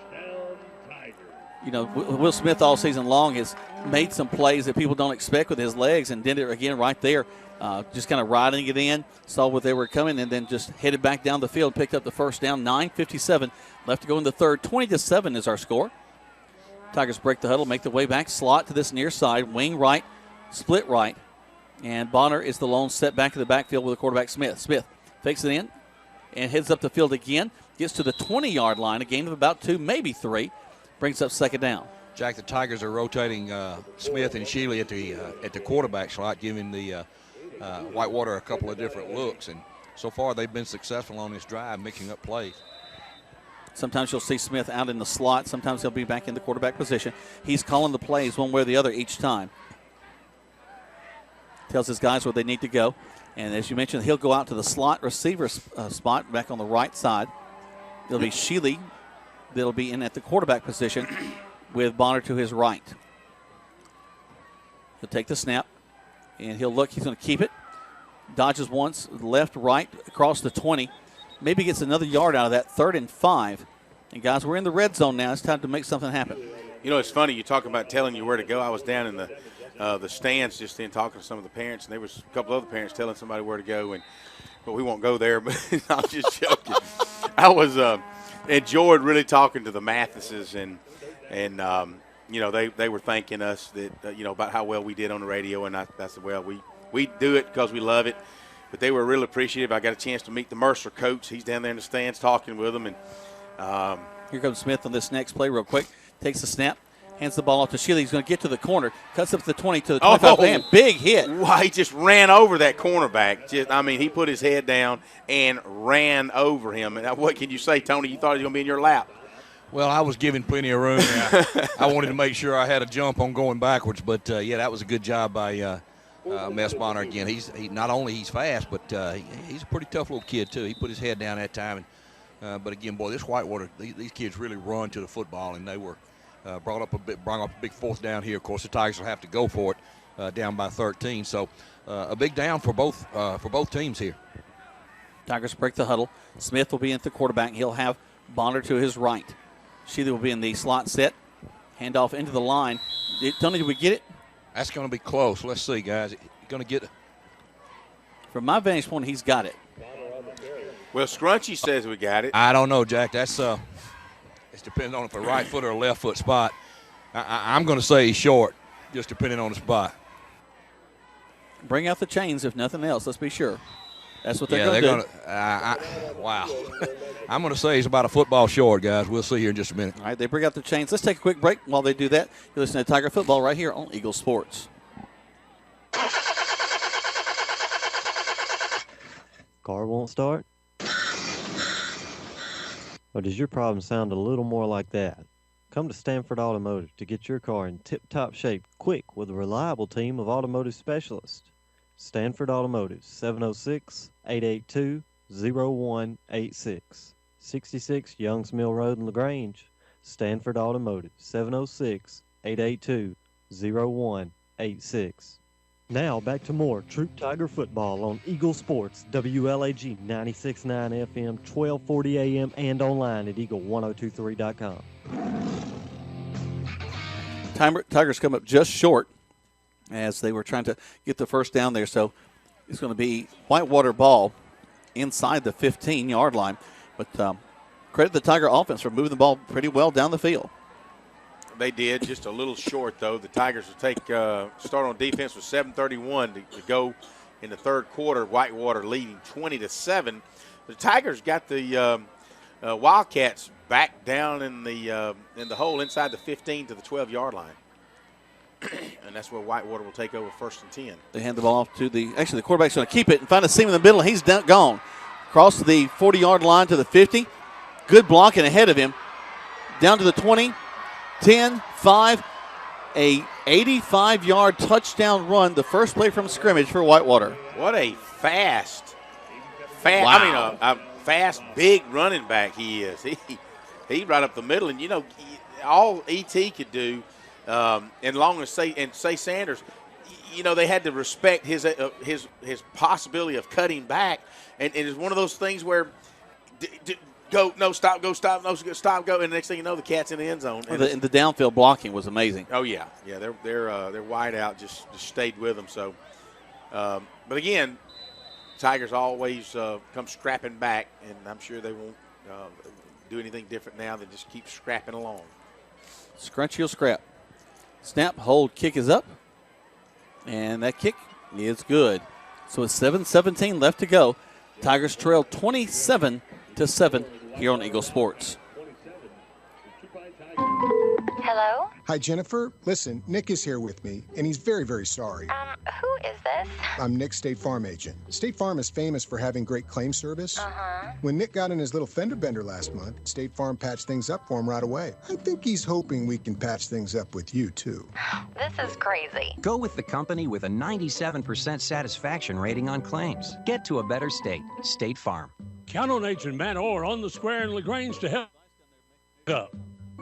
You're listening to Eagle Sports, WLAG 96.9 FM, 1240 AM, and online at eagle1023.com. Now back to more Troup Tiger football.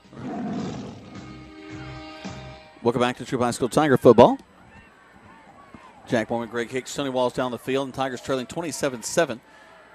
And guys, Troup comes up about a half a football short of a first down, and then Whitewater goes 90 yards for a touchdown, and boy, that really swings the. That's what they call reversing the field right that's there. Something, that's incredible, isn't it?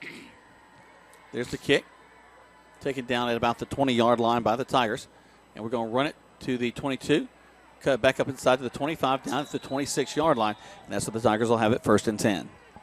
All right, looks like had he been following his blocks, say he had a nice wall set up for him, he could have probably been coming down the sidelines. A lot of times, you sit down and watch the film of these guys, and you say, "What do you think you could have done differently?" And you got to have good field vision when you're running up down the field, and they can go back. And luckily, that he is able to learn from those mistakes when you know you should have done one thing, but did the other. Mm-hmm. Smith will be into quarterback position. He'll take it from the shotgun set. Takes the ball, rolls to his right, and going to keep it. Heading upfield, gets to the 30-yard line, to the 31, 2nd down and 5. He just kind of jumped over and grabbed him. Somebody had him by the waist, and I think he pulled him for about 3 or 4 yards. So, Of course, Will, a strong young man, has grown in that role all season long. Frankie was up here joining us a little bit ago, getting ready for the Walmart opening as well. Frankie Holmes will be managing that new Walmart store off the Parkway. I believe they're going to be a live remote with Eagle Sports out there.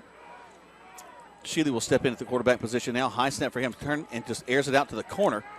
It's going to be Will Smith catching the ball to the 40, to the 50-yard line. Goes out of bounds over there. Great hands by the quarterback, Will Smith. He sure did. A little stab pass out there, and Will takes it about 18, 19 yards down the field for a first down inside. Actually, I thought he stepped across the 50, but they're going to mark him right at the 50 as the ball is resting at midfield. So with 6:25 left in this third quarter of play, down 3 touchdowns, 27-7. But again, the Tigers doing what they've done all season long, bouncing right back and moving the football. Shealy will go in the slot position on this near side. Smith takes it, going to ride his tailback in Bonner, who's going to be tackled in the backfield. My goodness gracious, they get to the ball quick. Tony and I, we've been talking about it several times, but they do get the ball real quick. They really run to the football. Guys, that number 24 that time did a good job of getting out here. Let's talk a little bit about, we talked about Tolbert being able to catch the football. Well, on 2 plays ago, he delivered a big block out there that sprung Will Smith down the sideline. So Jermaine's doing a good job not only catching the football, but also blocking downfield. Got to do it all. Got to do it all. Tigers taking their time in the huddle. 19 seconds left on the play clock. Hey, Tony, make sure I got new batteries for tomorrow night, please. Hey, I put new ones in. Well, Nikovia took care of me. She put new ones in tonight, so you should be okay. Shealy in the slot to this near side. Smith back to pass. Steps up, rolls to his right, airs it off down the field, and it's going to fall incomplete. But tell you what, now, I got to credit Will.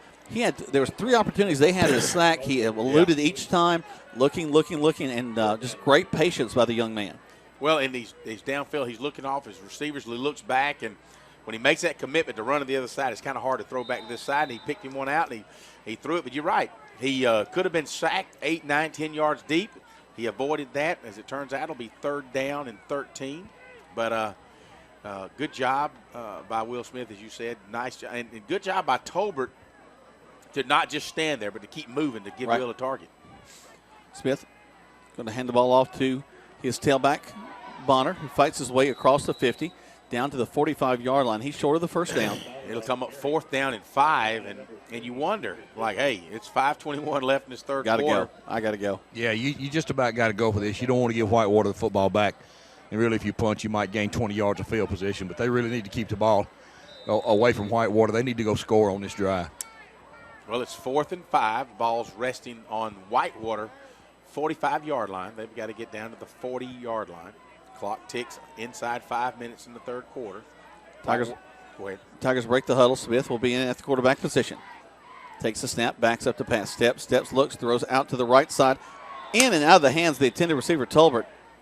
He was going to be short of the first down, though, as he dived across the first down marker. So we'll turn it over on downs. Tolbert had actually ran about 7 yards down, Jack, and then he turned. And when he turned, he kind of did a hook. Instead of a 90-degree, he did a little hook, and it brought it back in, and he hooked in too far, and he had to dive backwards for the ball, and had he caught it, he would have still been short for the first down. So you got to know where your marker is, and you got to know what your route is as well. So you got to know when to hold them. You got to know when to fold them. Know when to walk. All right, let's move on. Good job, Jack. Here comes Whitewater once again. Tigers showing blitz. Hand the ball off. Actually, the quarterback's going to keep it. Goes to the left side. He finds a little spot between two Tigers. Still on his feet across the 30 to the 25. Finally brought down at the 20-yard line. You know, this guy. He's their only option right now. Tony, I don't know if he's 5'11 or 6'3, but he looks more like 5'11, but man, is he motoring. Well, he's 5'11 and he weighs 215, and from the waist down, it's probably about where 200 of it is, but he can really run. He's a good-looking, thick kid, and he's really got good speed. He really does. Wow. He takes the ball and going to hand it off this time, going around the left side. We can make a good open field tackle there, short of the 10-yard line. Brings up second down. You know, I think Whitewater was so successful. Easy for you to say, running that zone read in the first half and then here in the second half, that now the Tigers have had to respect that handoff, and now the quarterback's getting a different read, and he's just keeping the ball and finding big yardage. Whitewater rolls the wing over to the right side, twins to this near side. Going to hand the ball off to the tailback, who finds another little hole and goes in the end zone. Another touchdown for Whitewater. 3:52 left to go, and they put one more touchdown on the board. And it's feeling a lot like several ball games that we've had in this region play, where the ball is just driven down, and like there's an injured Tiger down the field right now. In the second half of play, though, some people are just taking advantage of us a little bit and put more points than we really thought they should on the board. At one touchdown already, now here a second touchdown. That's your safety, number 17. Right, Jamal Wilkerson. Yeah, he is sitting up, though, so hopefully that's not too – they're looking at his left leg, so we won't speculate on what that is. Let's take 30 seconds back to the station as they check them. And ironically, it's Southern Orthopedics right here on Eagle Sports.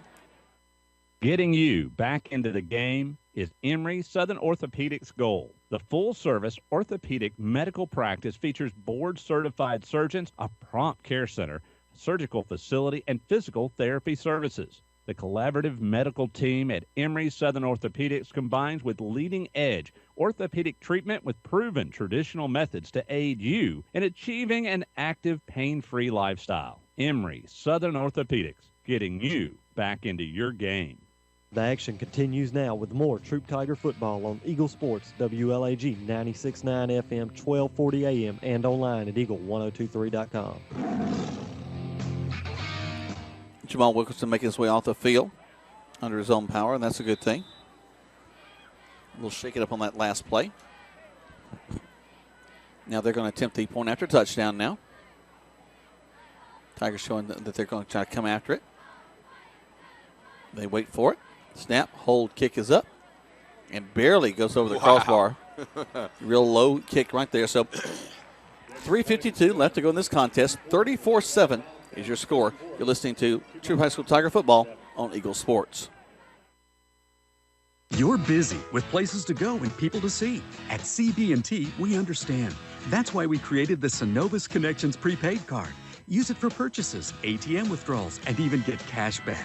It's an affordable alternative to checking, simple to load, and can be replaced if lost or stolen. Plus, there's no credit check required. Let CB&T help you manage your busy lifestyle.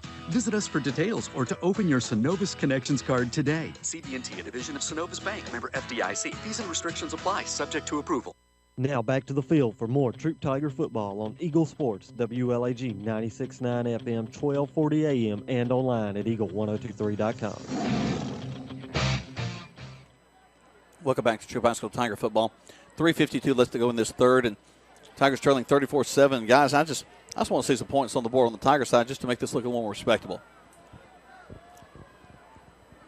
I just stunned y'all in the silence. That's amazing. No, I just totally agree, and maybe we can put a quick 6 on the board. Whitewater 6 to kick it off. Looks like Hunter Mowers is back deep. He might see what he can do here. Put the ball at the 20. It's going to be Sheely with the ball. Fights his way down to the 30, actually short of the 30-yard line. Tiger offense will head in there 1st and 10. You know, guys, all night long, Whitewater's kickoff coverage has been excellent. I mean, they stay in their lanes. They don't over pursue, and they've basically given the Tigers a long field to go tonight to score touchdowns, and that's been one of the unnoticed things that's gone. For Whitewater, they feel for the Tigers, and so far the Tigers haven't been able to negotiate that distance. Had a great drive earlier that stalled out on that 4th down. Maybe we can do something here. Pistol set for the Tigers. Wing to this near side.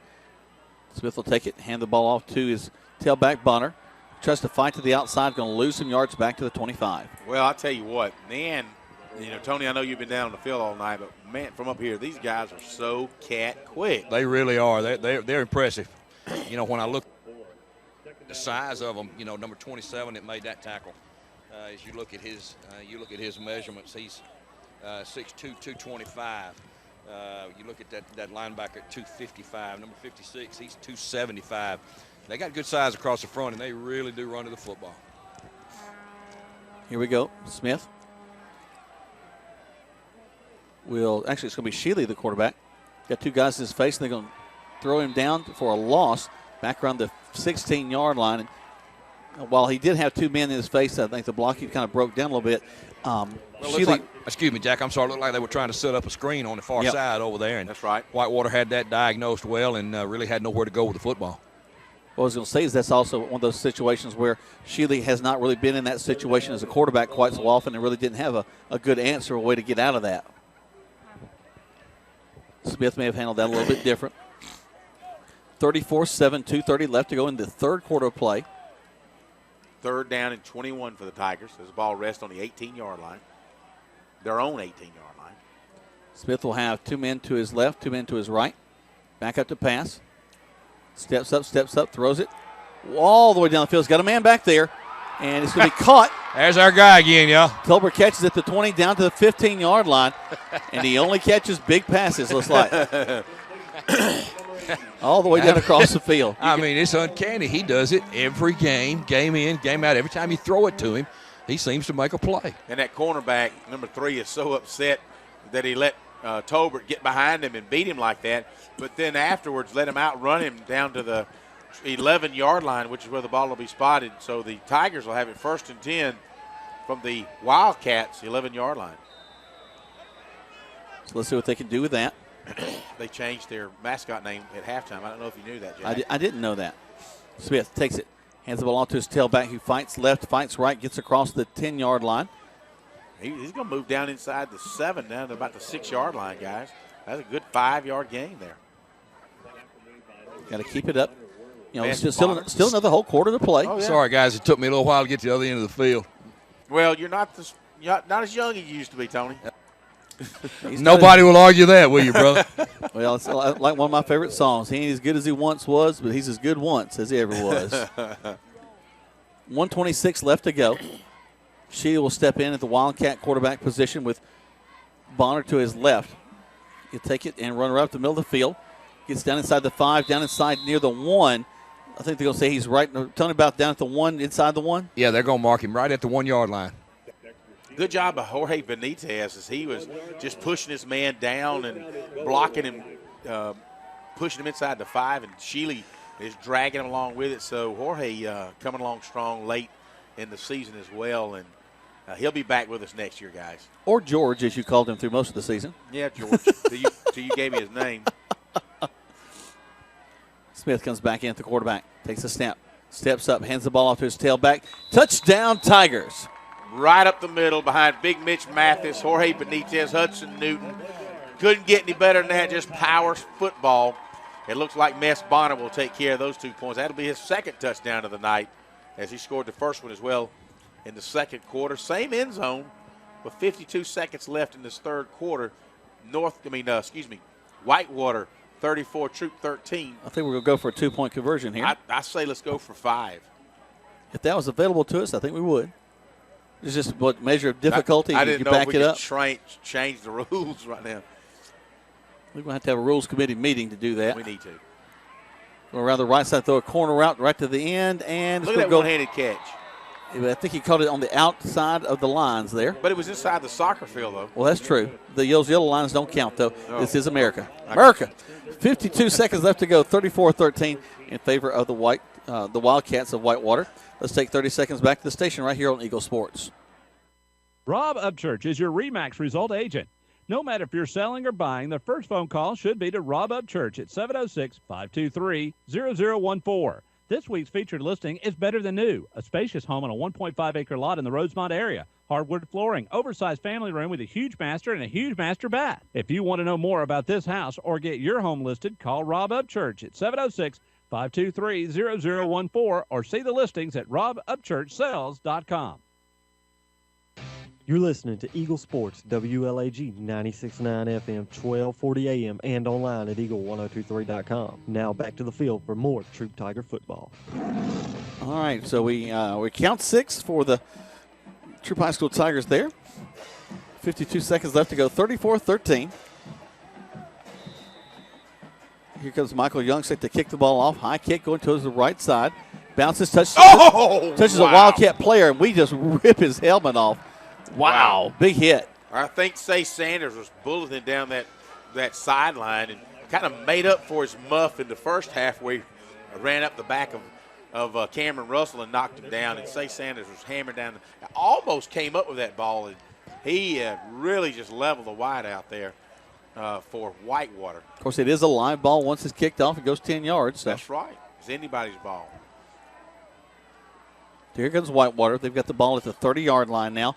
50 seconds left to go in this third quarter of play. It's their third time with the ball in the second half. They're leading right now 34-13. 2 touchdowns in this first half play and some movement in the line of the Whitewater Wildcats. We do have motion. They'll back them up 5, I believe, if I'm not mistaken. Yep, just a 5-yard penalty there. No time really off the clock. Here we go.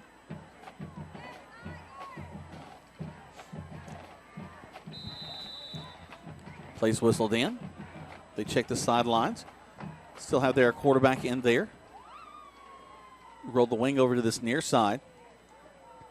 Hand the ball off to the tailback. He's going to bust to the outside. Be wrangled in after a gain of only 2, 2nd and 8.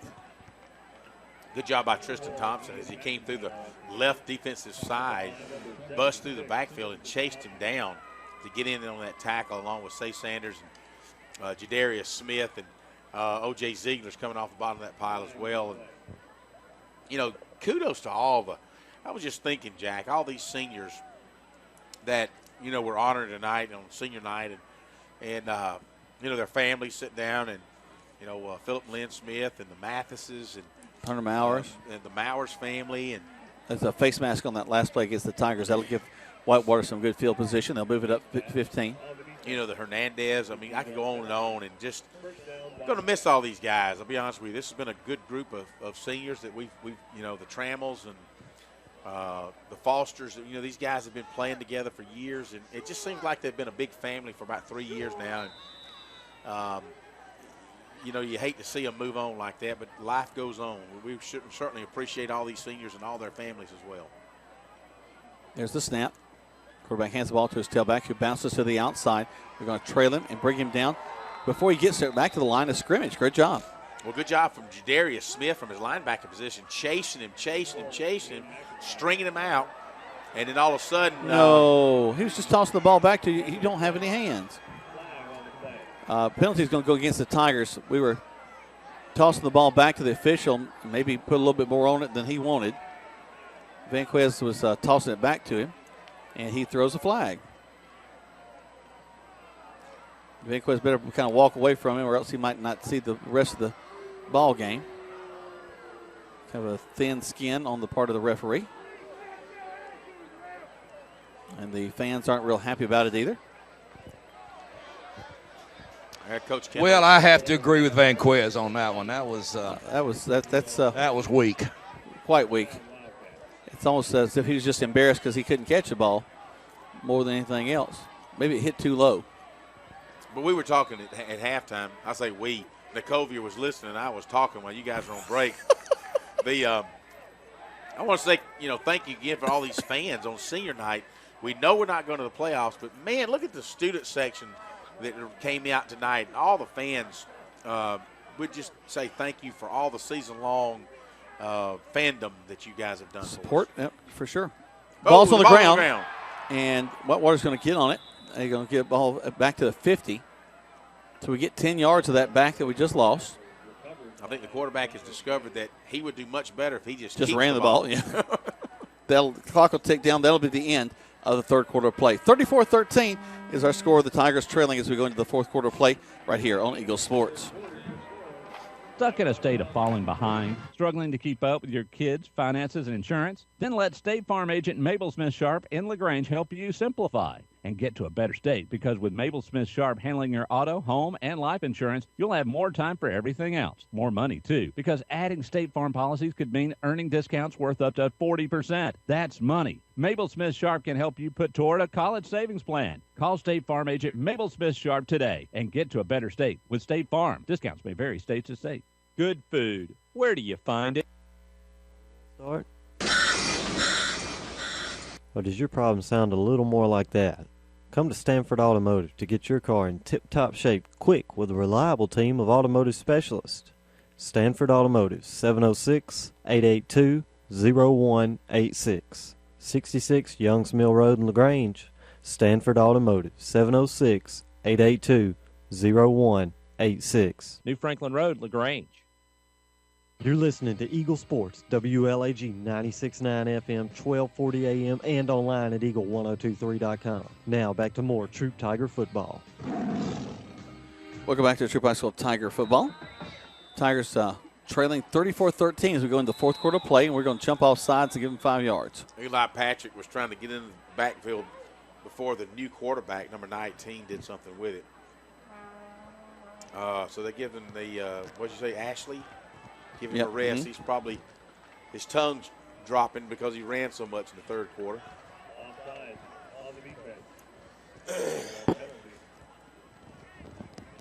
Get some texts from some folks that are listening to us, and just excited for all these young people. They're enjoying their last time on the field, and hope they can put some more points on the board. My wife picking up children at the movie theater, listening to us as the quarterback who's in there going to get around the right side and go get hit the line of scrimmage. Get a couple more past that. Bring up third down and probably about 11. Yeah, that's true. Third and 11. Tigers are doing a good job with this. Just starting the fourth quarter. If you've just joined us, or I'm sure you've listened to us the entire night, we appreciate you doing that too. Whitewater 34, Troup Tigers 13. Yes, it's been one of those nights. The game began really 0-0, and it's kind of falling apart since then. Many games do. I just wondered if you picked up on that. I did. Find out who's listening. Jack, I wonder who's listening out there. I don't know. Here we go. They're in the pistol set. Take the snap, turn around, hand the ball to the tailback who's hit the line of scrimmage. Good job that time by Jamal Wilkerson. Makes a tremendous tackle right at the line of scrimmage. I can't do it. He and Jonathan Foster. He hit hard. Jonathan Foster. Nice job out there. Nice job. So the Tigers on 4th down force a punt. And you know the Whitewater Wildcats, they don't like to punt a whole lot. I think they like to do some trickery. We'll see what happens. He's gotten 2 off tonight. Okay, he's batting 500. There's the snap, steps up. 1 step this time, kicks the ball. Left-footed kicker. High kick. Bounces down inside, and we're going to pick it up. Run to the 20, to the 22, about 6 more yards of the field. Hey, we'll take everything we can get right now. 10:30 left to go. 34-13 is your score. Whitewater leading this one.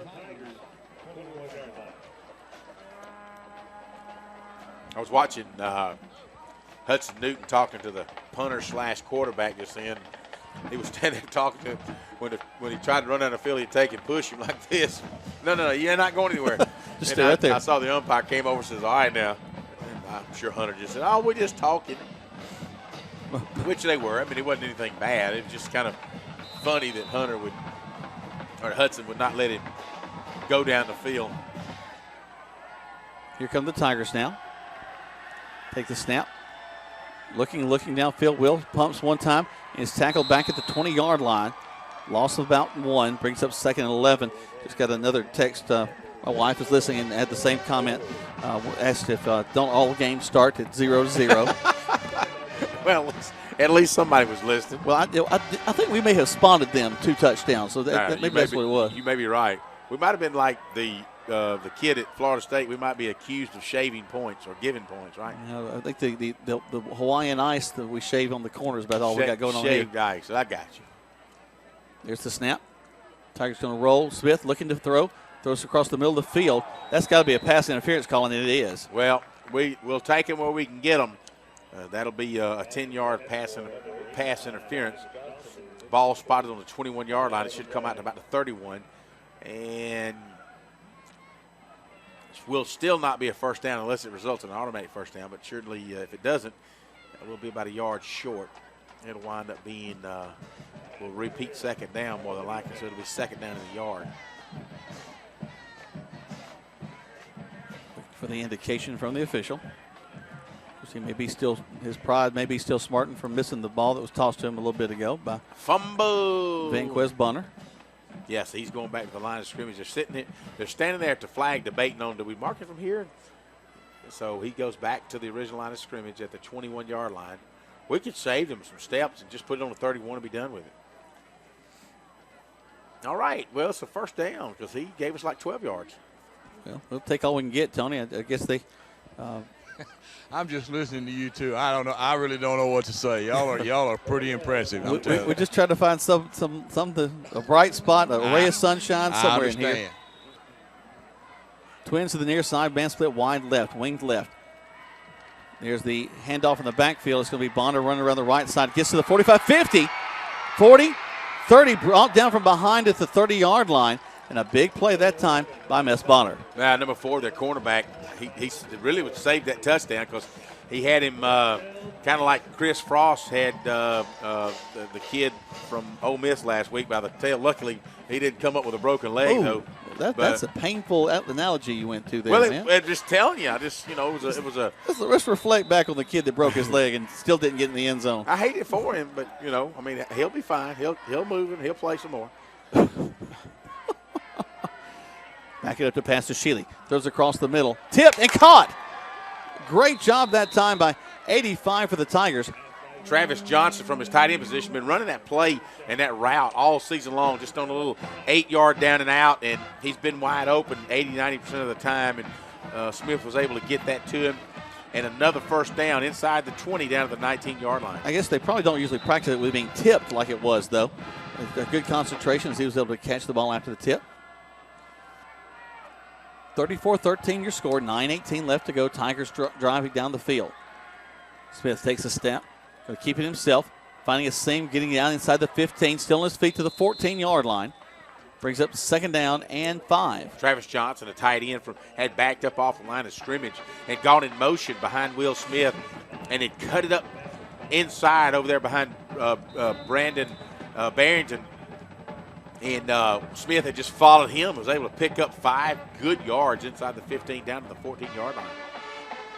So good job by Travis Johnson blocking for Will Smith. Tigers break the huddle.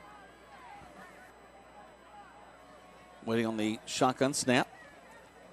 Back to the right side. Handoff ball off to Bonner. Bonner probably should have let Will go ahead and take that one and try to get to the outside as they hit him immediately in the backfield, lose 2 yards, 2nd and 7. Guys, is Shealy the backup quarterback? He has stepped into that role a few times. I wouldn't call him the official backup quarterback. Okay. But he's, that little flea flicker play we've run several times. I think we ran it against Callaway, scored a touchdown. We toss sweep to Shealy, goes around the right side, then he airs it down the field. So he's got a great arm.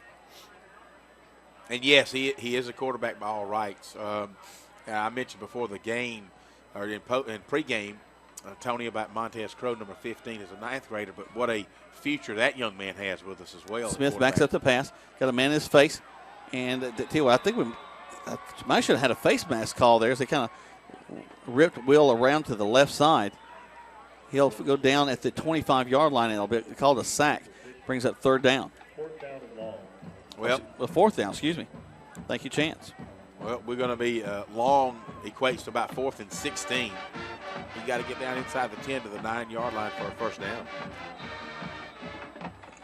So the clock continues to run at the 4th quarter, 7:24 and counting. Whitewater 34, Troup 13. Smith backs up while it looks like Mess Bonner ties his shoe. We used to have a play in Little League where I'd pretend to tie my shoe and then snap it. There's the snap. Smith backs up to pass, and they're bringing the house.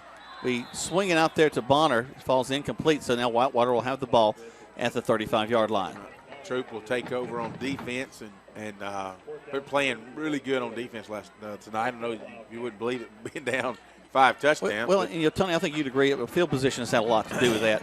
The Tigers have been put in some difficult positions on the defensive side. No doubt, Jack.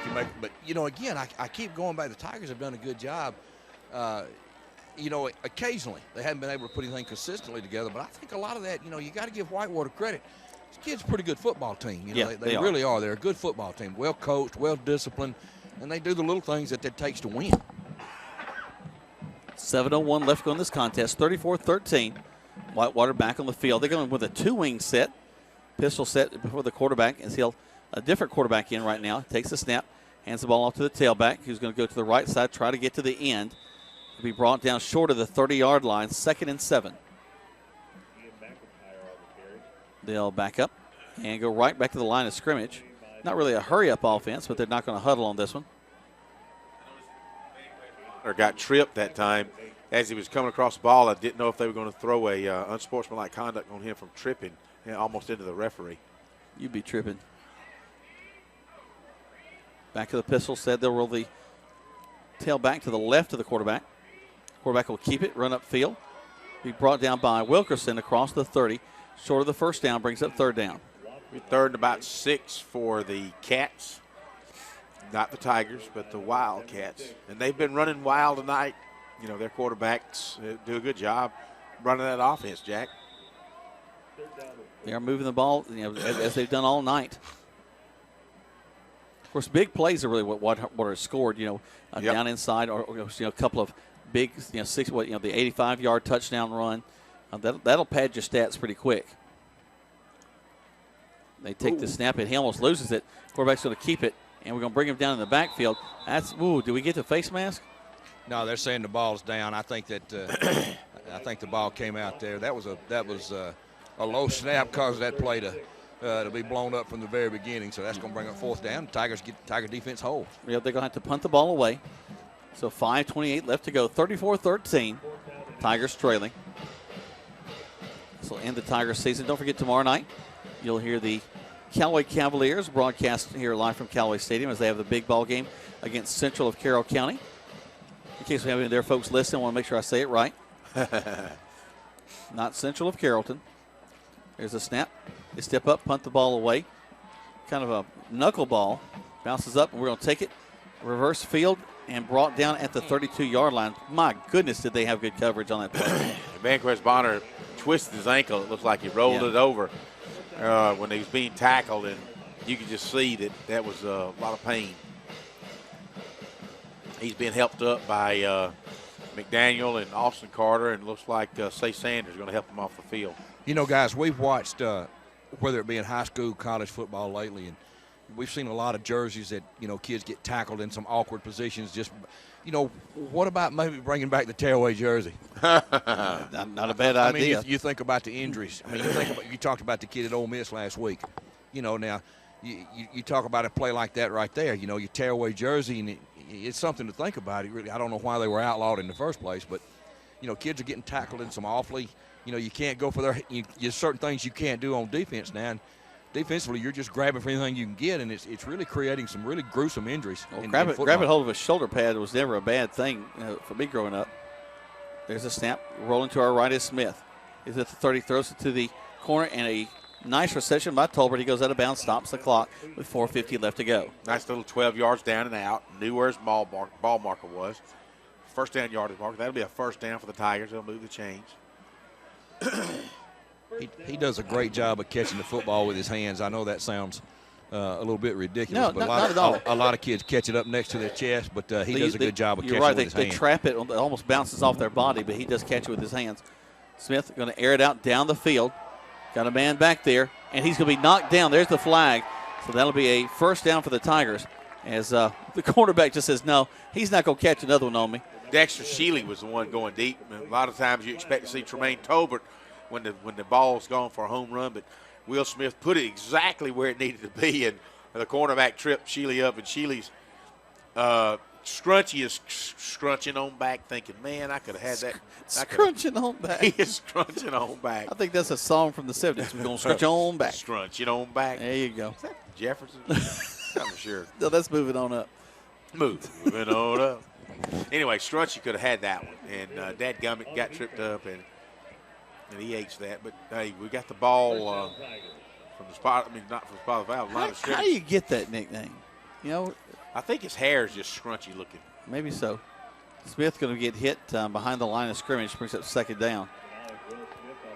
And they try to rip the ball out of his hands, and it's going to be a late flag. It's going to be an unsportsmanlike against Whitewater. Well, let's hope. We certainly hope that none of the Troup Tigers try to throw the ball back to the referee. Let's see. The guy with the white hat, and it looks like he's going to move it.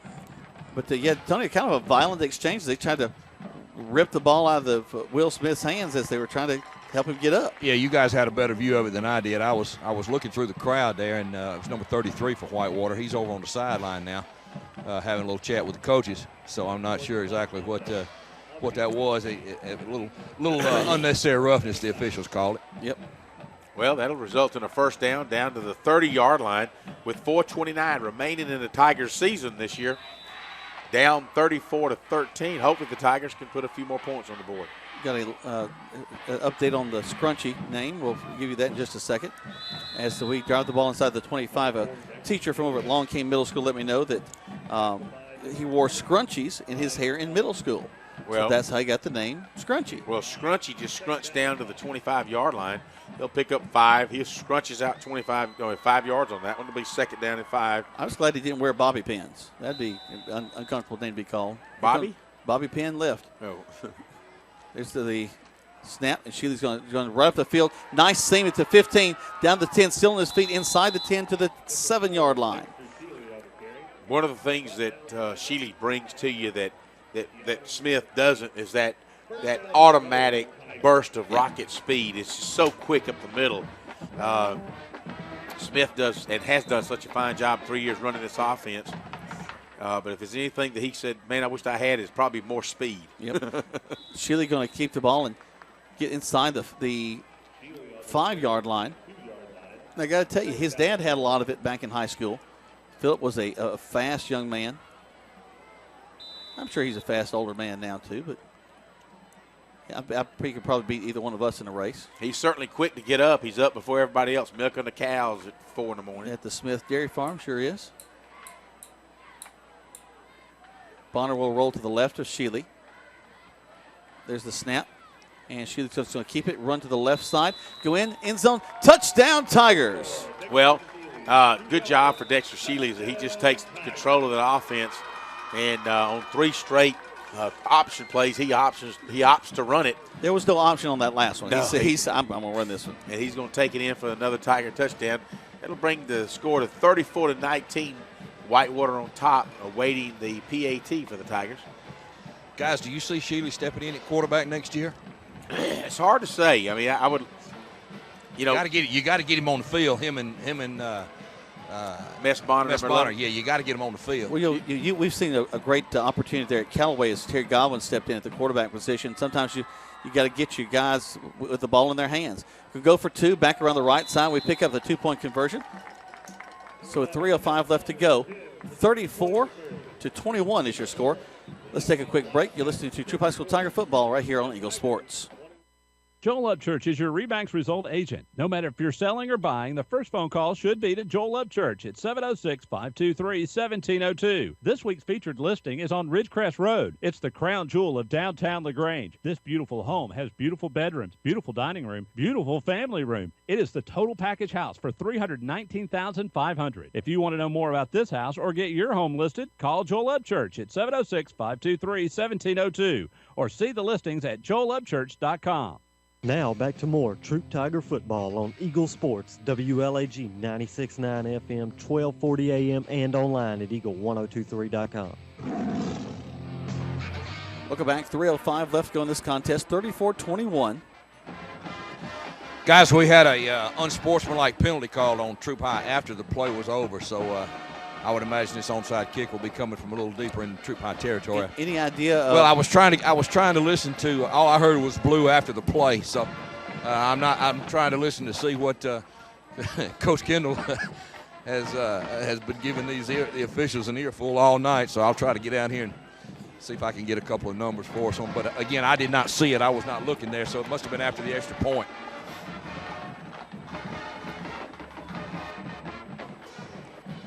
Thinking that the mysterious Long Cane teacher that gave me that information a moment ago. Well, Tony, you had mentioned, you asked about Dexter Sheely. He's a heck of an athlete, that we can see that.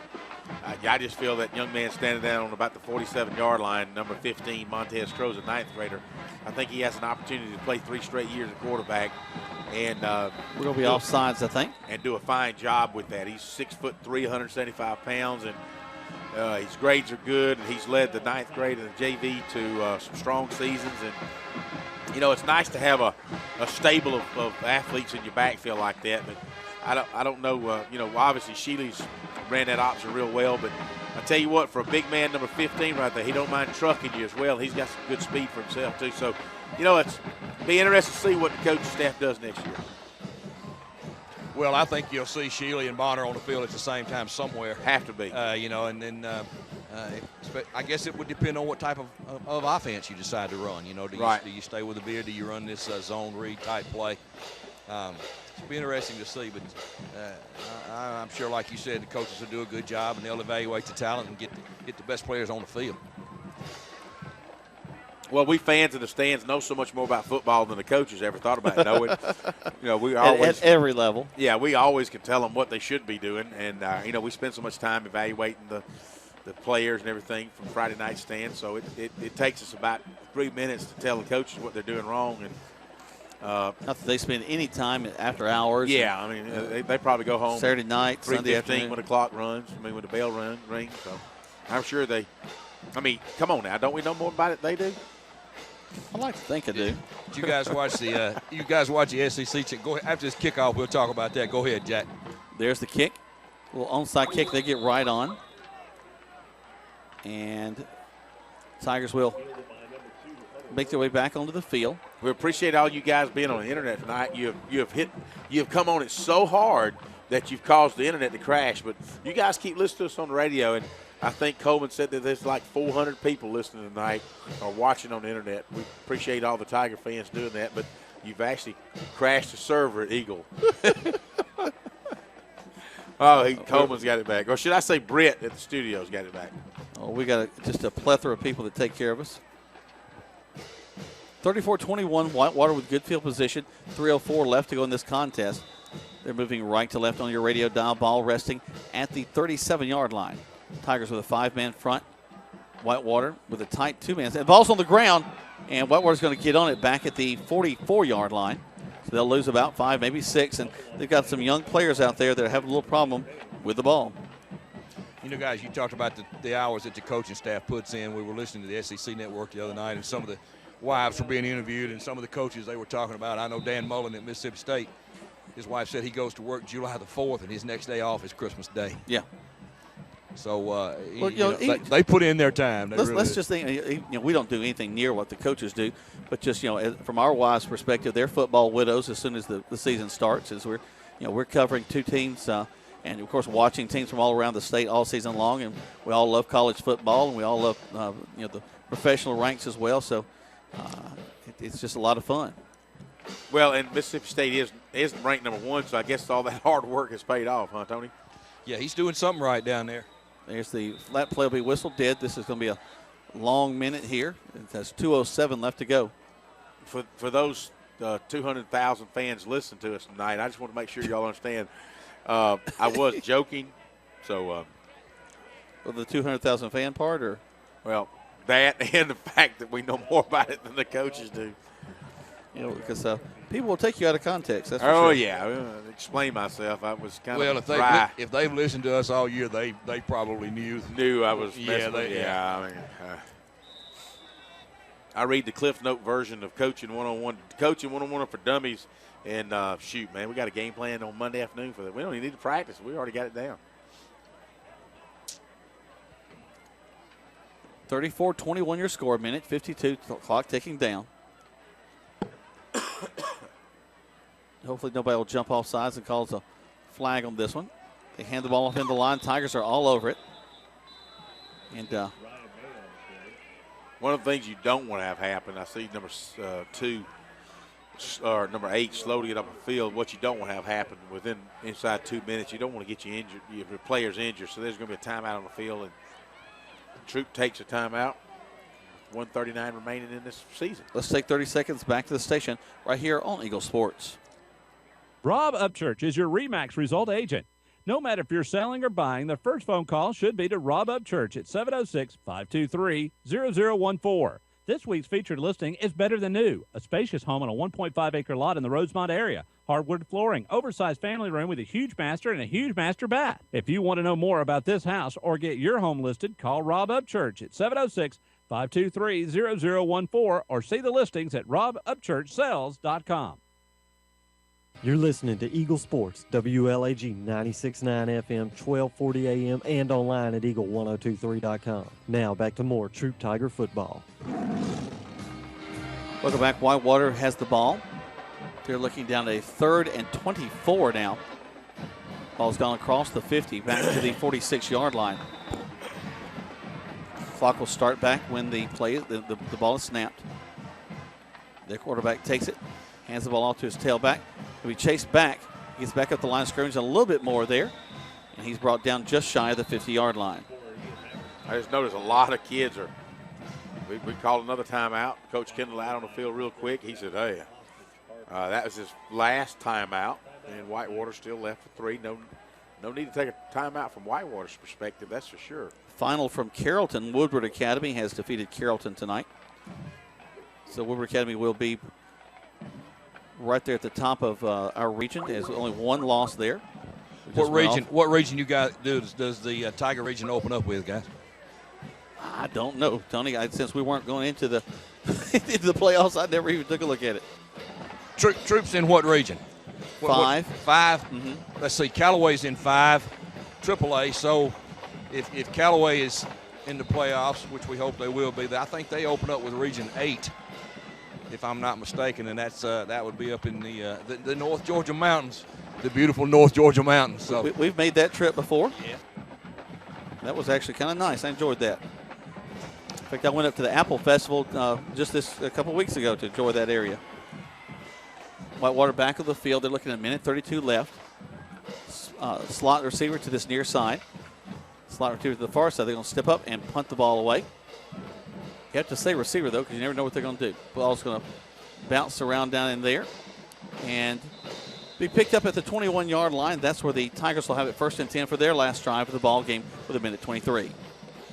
You know, guys, I was talking to the camera guy from Whitewater, and he did tell me that, and I may have been incorrect about Region 8, but I think he said they would, if they finish If they win, they finish third, I believe, and he said they would probably open up with Marist next week. So, but that's what region is that? They can beat Marist. I'm telling you, Tony. We were talking last week. Our region, should do very well in the state playoffs. Right. We've got the toughest region in 4A. There's no doubt about it.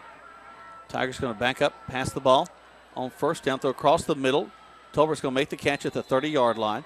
He'll pick up about 8. It'll be second down and 2. The clock continues to run. 1 minute and 10 seconds left in the Tigers' season this year. So just looking, Sandy Creek is defeating Fayette County 13-8. Tight ball game there. Wow. And that play will be whistled dead. 58 seconds left to go.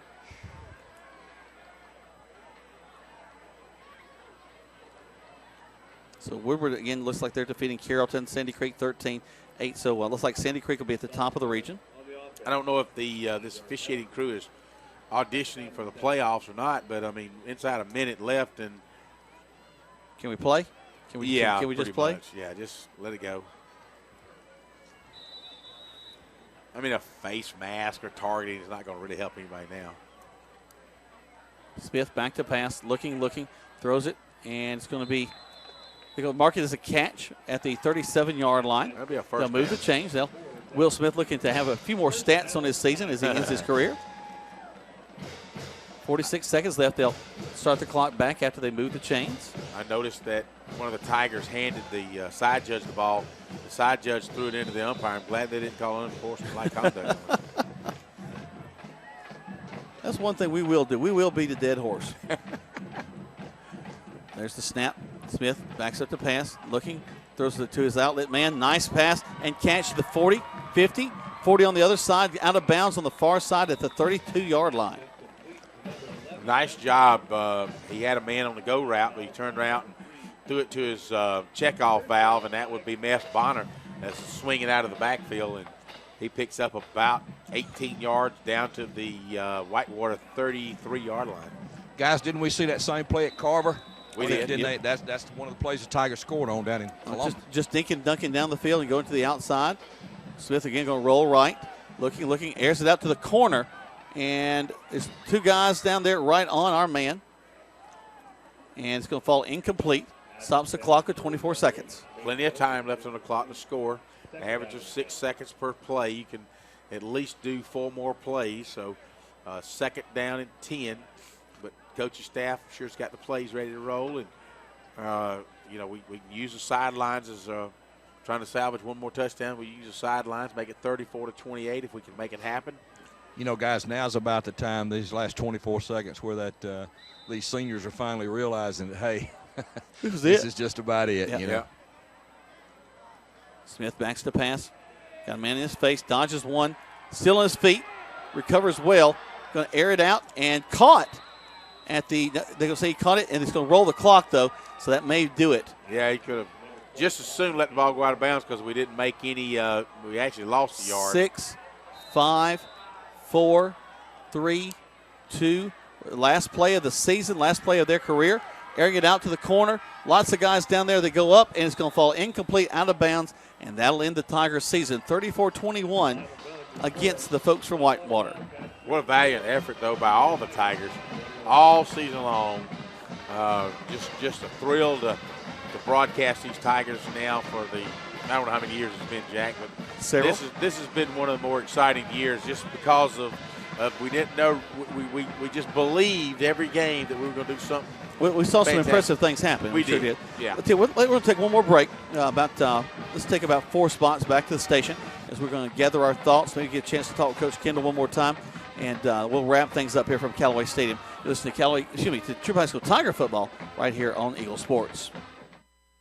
Getting you back into the game is Emory Southern Orthopedics' goal. The full-service orthopedic medical practice features board-certified surgeons, a prompt care center, surgical facility, and physical therapy services. The collaborative medical team at Emory Southern Orthopedics combines with leading-edge orthopedic treatment with proven traditional methods to aid you in achieving an active, pain-free lifestyle. Emory Southern Orthopedics, getting you back into your game. Hey, man, my car just broke down. I need to call a towing company. Well, then you should probably call a towing company. I know. That's what I'm trying to tell you. I need to call a towing company. Right, a towing company. You should call a towing company. Ah, man, come on. I'm trying to tell you, which company should I call? Oh, call a towing company. Oh, call a towing company. A towing company. 706-882-8399. A towing company. 706-882-8399. Hi friends, Jess Licht here with Kia of LaGrange. Join us this month participating in No Shave November. We're going to stop shaving and start raising funds for the American Cancer Society by donating $25 for every new car sold. We may not be shaving our beards, but we're shaving prices on all new Kias. Like the 2015 Kia Sorento LX for as low as $22,900, which includes Kia's 10-year, 100,000-mile limited powertrain warranty. Stop by and see us, beards and all, at 1217 Lafayette Parkway. Help support your local economy. We're open 8 to 8, so don't be late. Stock number 6612. Good food. Where do you find it? Because when you spend your hard-earned money, you want good food. So the place you'll find that good food is at Rogers Barbecue on New Franklin Road in LaGrange, where they only serve American-grown catfish, barbecue cooked to perfection, and with all the fixings to make it worth every penny. Rogers Barbecue is locally owned and run with care since 1945. Come eat with us Monday through Saturday from 11 to 9, or use our carry-out window. Rogers Barbecue, New Franklin Road, LaGrange. The action continues now with more Troup Tiger football on Eagle Sports, WLAG 96.9 FM, 1240 AM, and online at eagle1023.com. Welcome back to Troup High School Tiger football. Jack Bowman, Greg Hicks, Tony Walls. We're kind of wrapping things up. And Tony, we'll see if you can catch up with Coach Kendall in one last interview on the field in just a moment. But just looking at the playoff situation, looks like Woodward Academy is going to be at the top of the region with they're 4-1, but they've got their win over Sandy Creek. Sandy Creek also 4-1, but they do have the head-to-head loss to Woodward Academy, so they'll be the 1 and 2 seeds there. It gets a little complicated. Then you look at the 2 and 3. It looks like Carrollton's going to be on the outside. Go ahead, Tony. I got Coach Kendall with me, guys. Oh, buddy, I tell you, it's Made a ball game there, didn't we? And that's, you have all year. That's one thing about it. The kids have competed hard all year. They didn't quit, and had an opportunity to do some things offensively as part of our scheme. You can't put everything in 1 year, and so we got a chance to feature some new wrinkles that we'll continue working with as we progress. But I was real happy with our split back stuff that we ran some, and then we went to some other formations, and I'm real happy the way we executed that. With limited time working on it, but the guys picked up the concept that so we're not just one-dimensional. Now, what do you take away from this year? I know it's just it's just been ended, but what do you take away from this year? You think? Well, I tell you what, this is what I standing here right now, 5 minutes after the game's over with. I take away our team played as a team. I think we've come together as a football program, much closer unity. Our discipline is better. Some of it you see on the field, but I'm talking about discipline every day, every day in the schoolhouse, on the field, those types of things. And that has enabled us, at times when our backs are against the wall, to be able to battle some of these teams. We had some injuries that hurt, and I thought guys really rallied, when Dre Towns got hurt. And you got a running back that's the strongest and fastest guy on your team, and he's 200 pounds, and it can run as fast as he can. Right. If you have a guy like that and you got him day in, day out, you're going to win a few more ball games. Some of those close ones. Right. But what I like is the way our guys rallied behind that, and we were able to come in with a number of running backs and still have good solid offense. Had a young defense. We're going to continue working on our defense. New defensive scheme this year. Last year we were graduation hit us real hard on the defensive side of the ball. So I'm real proud of those guys, how they battled. Some of them are undersized, and they're going to have another year behind them. They won't be so small. That's right. Because you always got to look at guys are going to grow and develop. A lot of people get locked into you have a young player and he's always going to be that size. That's not the case. Right. And I like how hard our coaching staff worked this year, and just another step in the right direction. Record-wise, it's not where you want to be, but the ball bounces a couple different ways, and you get a couple other things, and your record is totally different. Right. So and tonight, we gave them a long run, we busted a play, and they kind of got up on us a little bit, but we come battling back, and so we're here at the end, knocking at the door, and once again you score, and you get an onside kick, and you're right there in business. So. What you gonna do in your spare time now? Spare time. Can you spell spare time? Well, what I'm going to do is, there's a lot of things you got to do to wrap up the season. Right. From inventory standpoint and some of those things. I heard a coach say that's the worst day of the year is having to put the equipment up. It is, but then we also have the recruiting that goes on, right. Which is kind of year round. But now that's going to pick up, and trying to get some of these guys. We got some fine young seniors right here, no doubt, that have outstanding GPAs and grades, and they will be a great catch for a college university around the country here. So real proud of those guys. So and then also, be honest with you, after a few days, we're going to start looking at where are we going. Our off-season program is going to be getting geared up. We'll go through a little holiday period here too, but. We've actually have already started looking at things and what we can do next year, personnel-wise, scheme-wise, and ways to get better.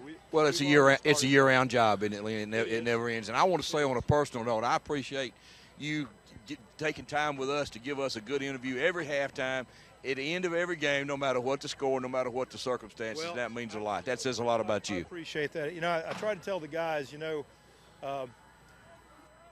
it's not always going to be great, and it's not always going to be bad, but you got to be yourself, and you got to be able to weather storms, and deal with adversity, and I try to set an example for them as much as I can. Well, you're a great example, Lynn. Thank you so much for your time, and good luck, and we'll see you next year. Thank you. Appreciate it. Guys, back to you. Thank you, Tony. Appreciate you having a chance to talk to Coach. And he makes a great point. That's one of the reasons why we love sports. It's indicative of what goes on in life as well. To be able to face adversity when things get tough, how do you bounce back? How do you fight through that? And what do you do? And I think Coach really kind of hit it right there that you have to bounce back. You have to fight through and be ready to take on the next challenge that's coming up. Well, our next challenge for the Troup High School Tigers will take place next year, and we hope to have the band back together. But more to the point, Greg, tomorrow night we'll be all together here at Callaway Stadium. Barn, you getting better. You're a little under the weather tonight, but hopefully you'll bounce back tomorrow. As the Callaway Cavaliers will have the folks from Central of Carroll County coming in. But let's take a moment to wrap up this season with the Troup High School Tigers. I mentioned early on, and I still kind of feel this way. We kind of went a little bit of reverse as the season went on. We started off with great aspirations and beating some folks that we weren't expected to beat. We're the county champions, and when we beat both Callaway and LaGrange, of course, actually both teams will be going into the playoffs. So ironic that we end up beating both of those teams. Of course, the regions are very different. As that'll be a big thing. We're looking down the field, and the emotions of some of these young men are just pouring through. I saw Mitch Mathis and Jay Hernandez just walking down near the end zone together, just kind of reminiscing about what they've done and faced, and how this is the last time they'll do it together. And I see big Tristan Thompson. They're all out on the field, and look like Mitch Mathis is hugging Coach Kendall, and look like he's wiping tears from his eyes. And it's okay for a big man to do that. I'm a Mitch Mathis fan and always will be. I tell you what, he's I'm a Lynn Kendall fan too. I'm just talking about from a player's perspective. Sure. I've always liked Lynn Kendall, but Mitch Mathis struck my eye when he's a ninth grader, and man, he's a kid that comes around every once in a while, and you wish we had more of him for sure. Well, they're down there getting to have those last few moments. A couple of pictures being taken. I think Kevin Eccleberry for the paper taking a picture of those big linemen down there, and that will be a void on that field. They'll be hard to replace those young men. Absolutely. But it has been a good season for the Tigers. We've seen a lot of really positive things, things we hopefully can carry into next year as we get ready for the new season. But it does end the Tiger season tonight. The Tigers do fall to the folks from Whitewater. Looks like Troup and Carrollton will be out of the playoffs. We'll have Woodward, and then Sandy Creek is 1 and 2, and then Fayette County, which nobody really expected to be in the playoffs, but Fayette County, along with Whitewater will be the last two. So kind of wrapping up a little bit differently, I think, than a lot of people expected in this region. But it'll be fun to watch how that continues. Again, mentioned our programming note tomorrow night. Join us here as we'll actually tomorrow morning for Saturday morning quarterback, 8:30 for the Callaway version, and 9 o'clock for Greg and Coach to kind of wrap up the season from there, the Kia showroom. And then, of course, we'll finish things off for just the regular season tomorrow as the Callaway Cavaliers take on Central. That'll be a big ball game with a lot of playoff implications to see whether they're a 1 or a 2 seed going into the playoffs. Well, it depends on if you want home field advantage throughout the playoffs as long as you're winning, or do you want to at least be guaranteed one ball game at home. And I know Callaway really would like to be here for about 5 straight, at least 4 straight games. That'd be a lot of fun. Yes, it would be. We hope we're going to be able to take that ride with the Cavaliers. We thank you for taking this ride all season long with these Troup High School Tigers. We appreciate you supporting these young men and women, all the girls that work with the cheerleading squad, the band, and everything else. We also thank you for our folks back at the station, for Nicovia up here that keeps us straight and tells us when to put our headphones back on. And just a lot of fun here for the state. We've enjoyed the season. We look forward to seeing you next week on the radio.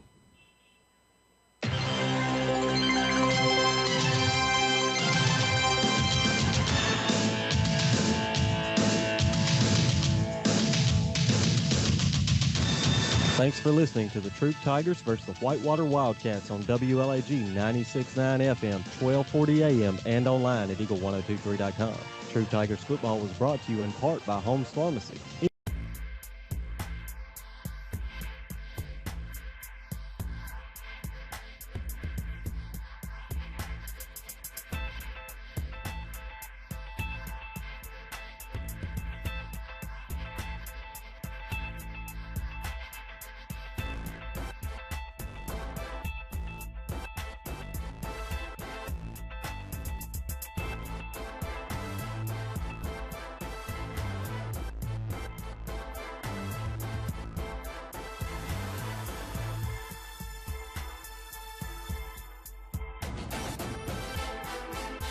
Time now for the